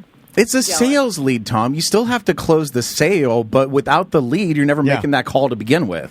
Man, I'm so glad that Ross is on my side on this one. Ross likes fun, though. I am skeptical that you could close a sale just by having now he's a puppy. calling you out, Dan. Challenge. I would put up a challenge that if I gave Dansby to you and let you walk around Baldwin, that you could get some girls. Well, but you wouldn't be able to close the deal because you don't know how to chirp. You don't know how to chirp. Awkward. No, we got to take you guys out. We got to go out to the coast. We got to find a nice stretch of boardwalk, and you guys both get like a 2-hour chunk. Snake and Parrot versus Dansby. You guys get like a 2-hour chunk with Dansby. You walk back and forth. Whoever gets most numbers. You have a snake and a parrot. I have Dansby, and we see how many ladies we can get. I'm going to win all day long. That's not even fair. No. But what my thing is how can it make the human better? You're not a closer. Oh man! All right, babe. I love you. You left him speechless. Stopped him. It doesn't exist. Yeah. No one has ever used a puppy and then it's made a person more interested in them. The world doesn't exist if this doesn't work, Tom. Girls are not interested in it at all ever. You need something. He's forever going to fight. He's forever going to fight the cliche. We got a fair villain now. We don't need you. Yeah, I don't blame him. I'm just saying, like, if you get you know what? If you're the puppy in your scenario, Crystal came up to you and was like, "Oh, look at this big dumb puppy," and she fell in love. Well, he's never going to understand something that was an emotional response to those two ladies, right? Because they stopped because they had an emotional response to the dog. They weren't stopping for me. We all know that. You know, they probably have boyfriends. But is that going to make them like you? How could that work? It could lead into that. It did feel like that. They were really happy about it, and then I was doing like a little bit of flirty, like where I was like, "Hey, anytime y'all want to pet my dog, come on by," like that kind of stuff. You know, it was like, how does owning a puppy then help your stock? It's like I don't know. I felt more powerful afterwards. I felt awesome. awesome. Well, they would have walked Had right. confidence. I understand the fact that they would have walked right past you if you didn't have the puppy, but all I'm saying is like that puppy isn't going to make them like you. They like the puppy. How does that translate into like you? Man. I think that's Is this what you It think opens about? the gate for conversation. When you go to bed, are you still like doing these type of like scenarios in You your know, head? a lot of women like personality too. Well, No, okay. he All doesn't I'm believe saying in that. is I like, got it. The Hooters waitress is talking to you because you are eating there. Like, Right. That's what I'm saying. Like it does.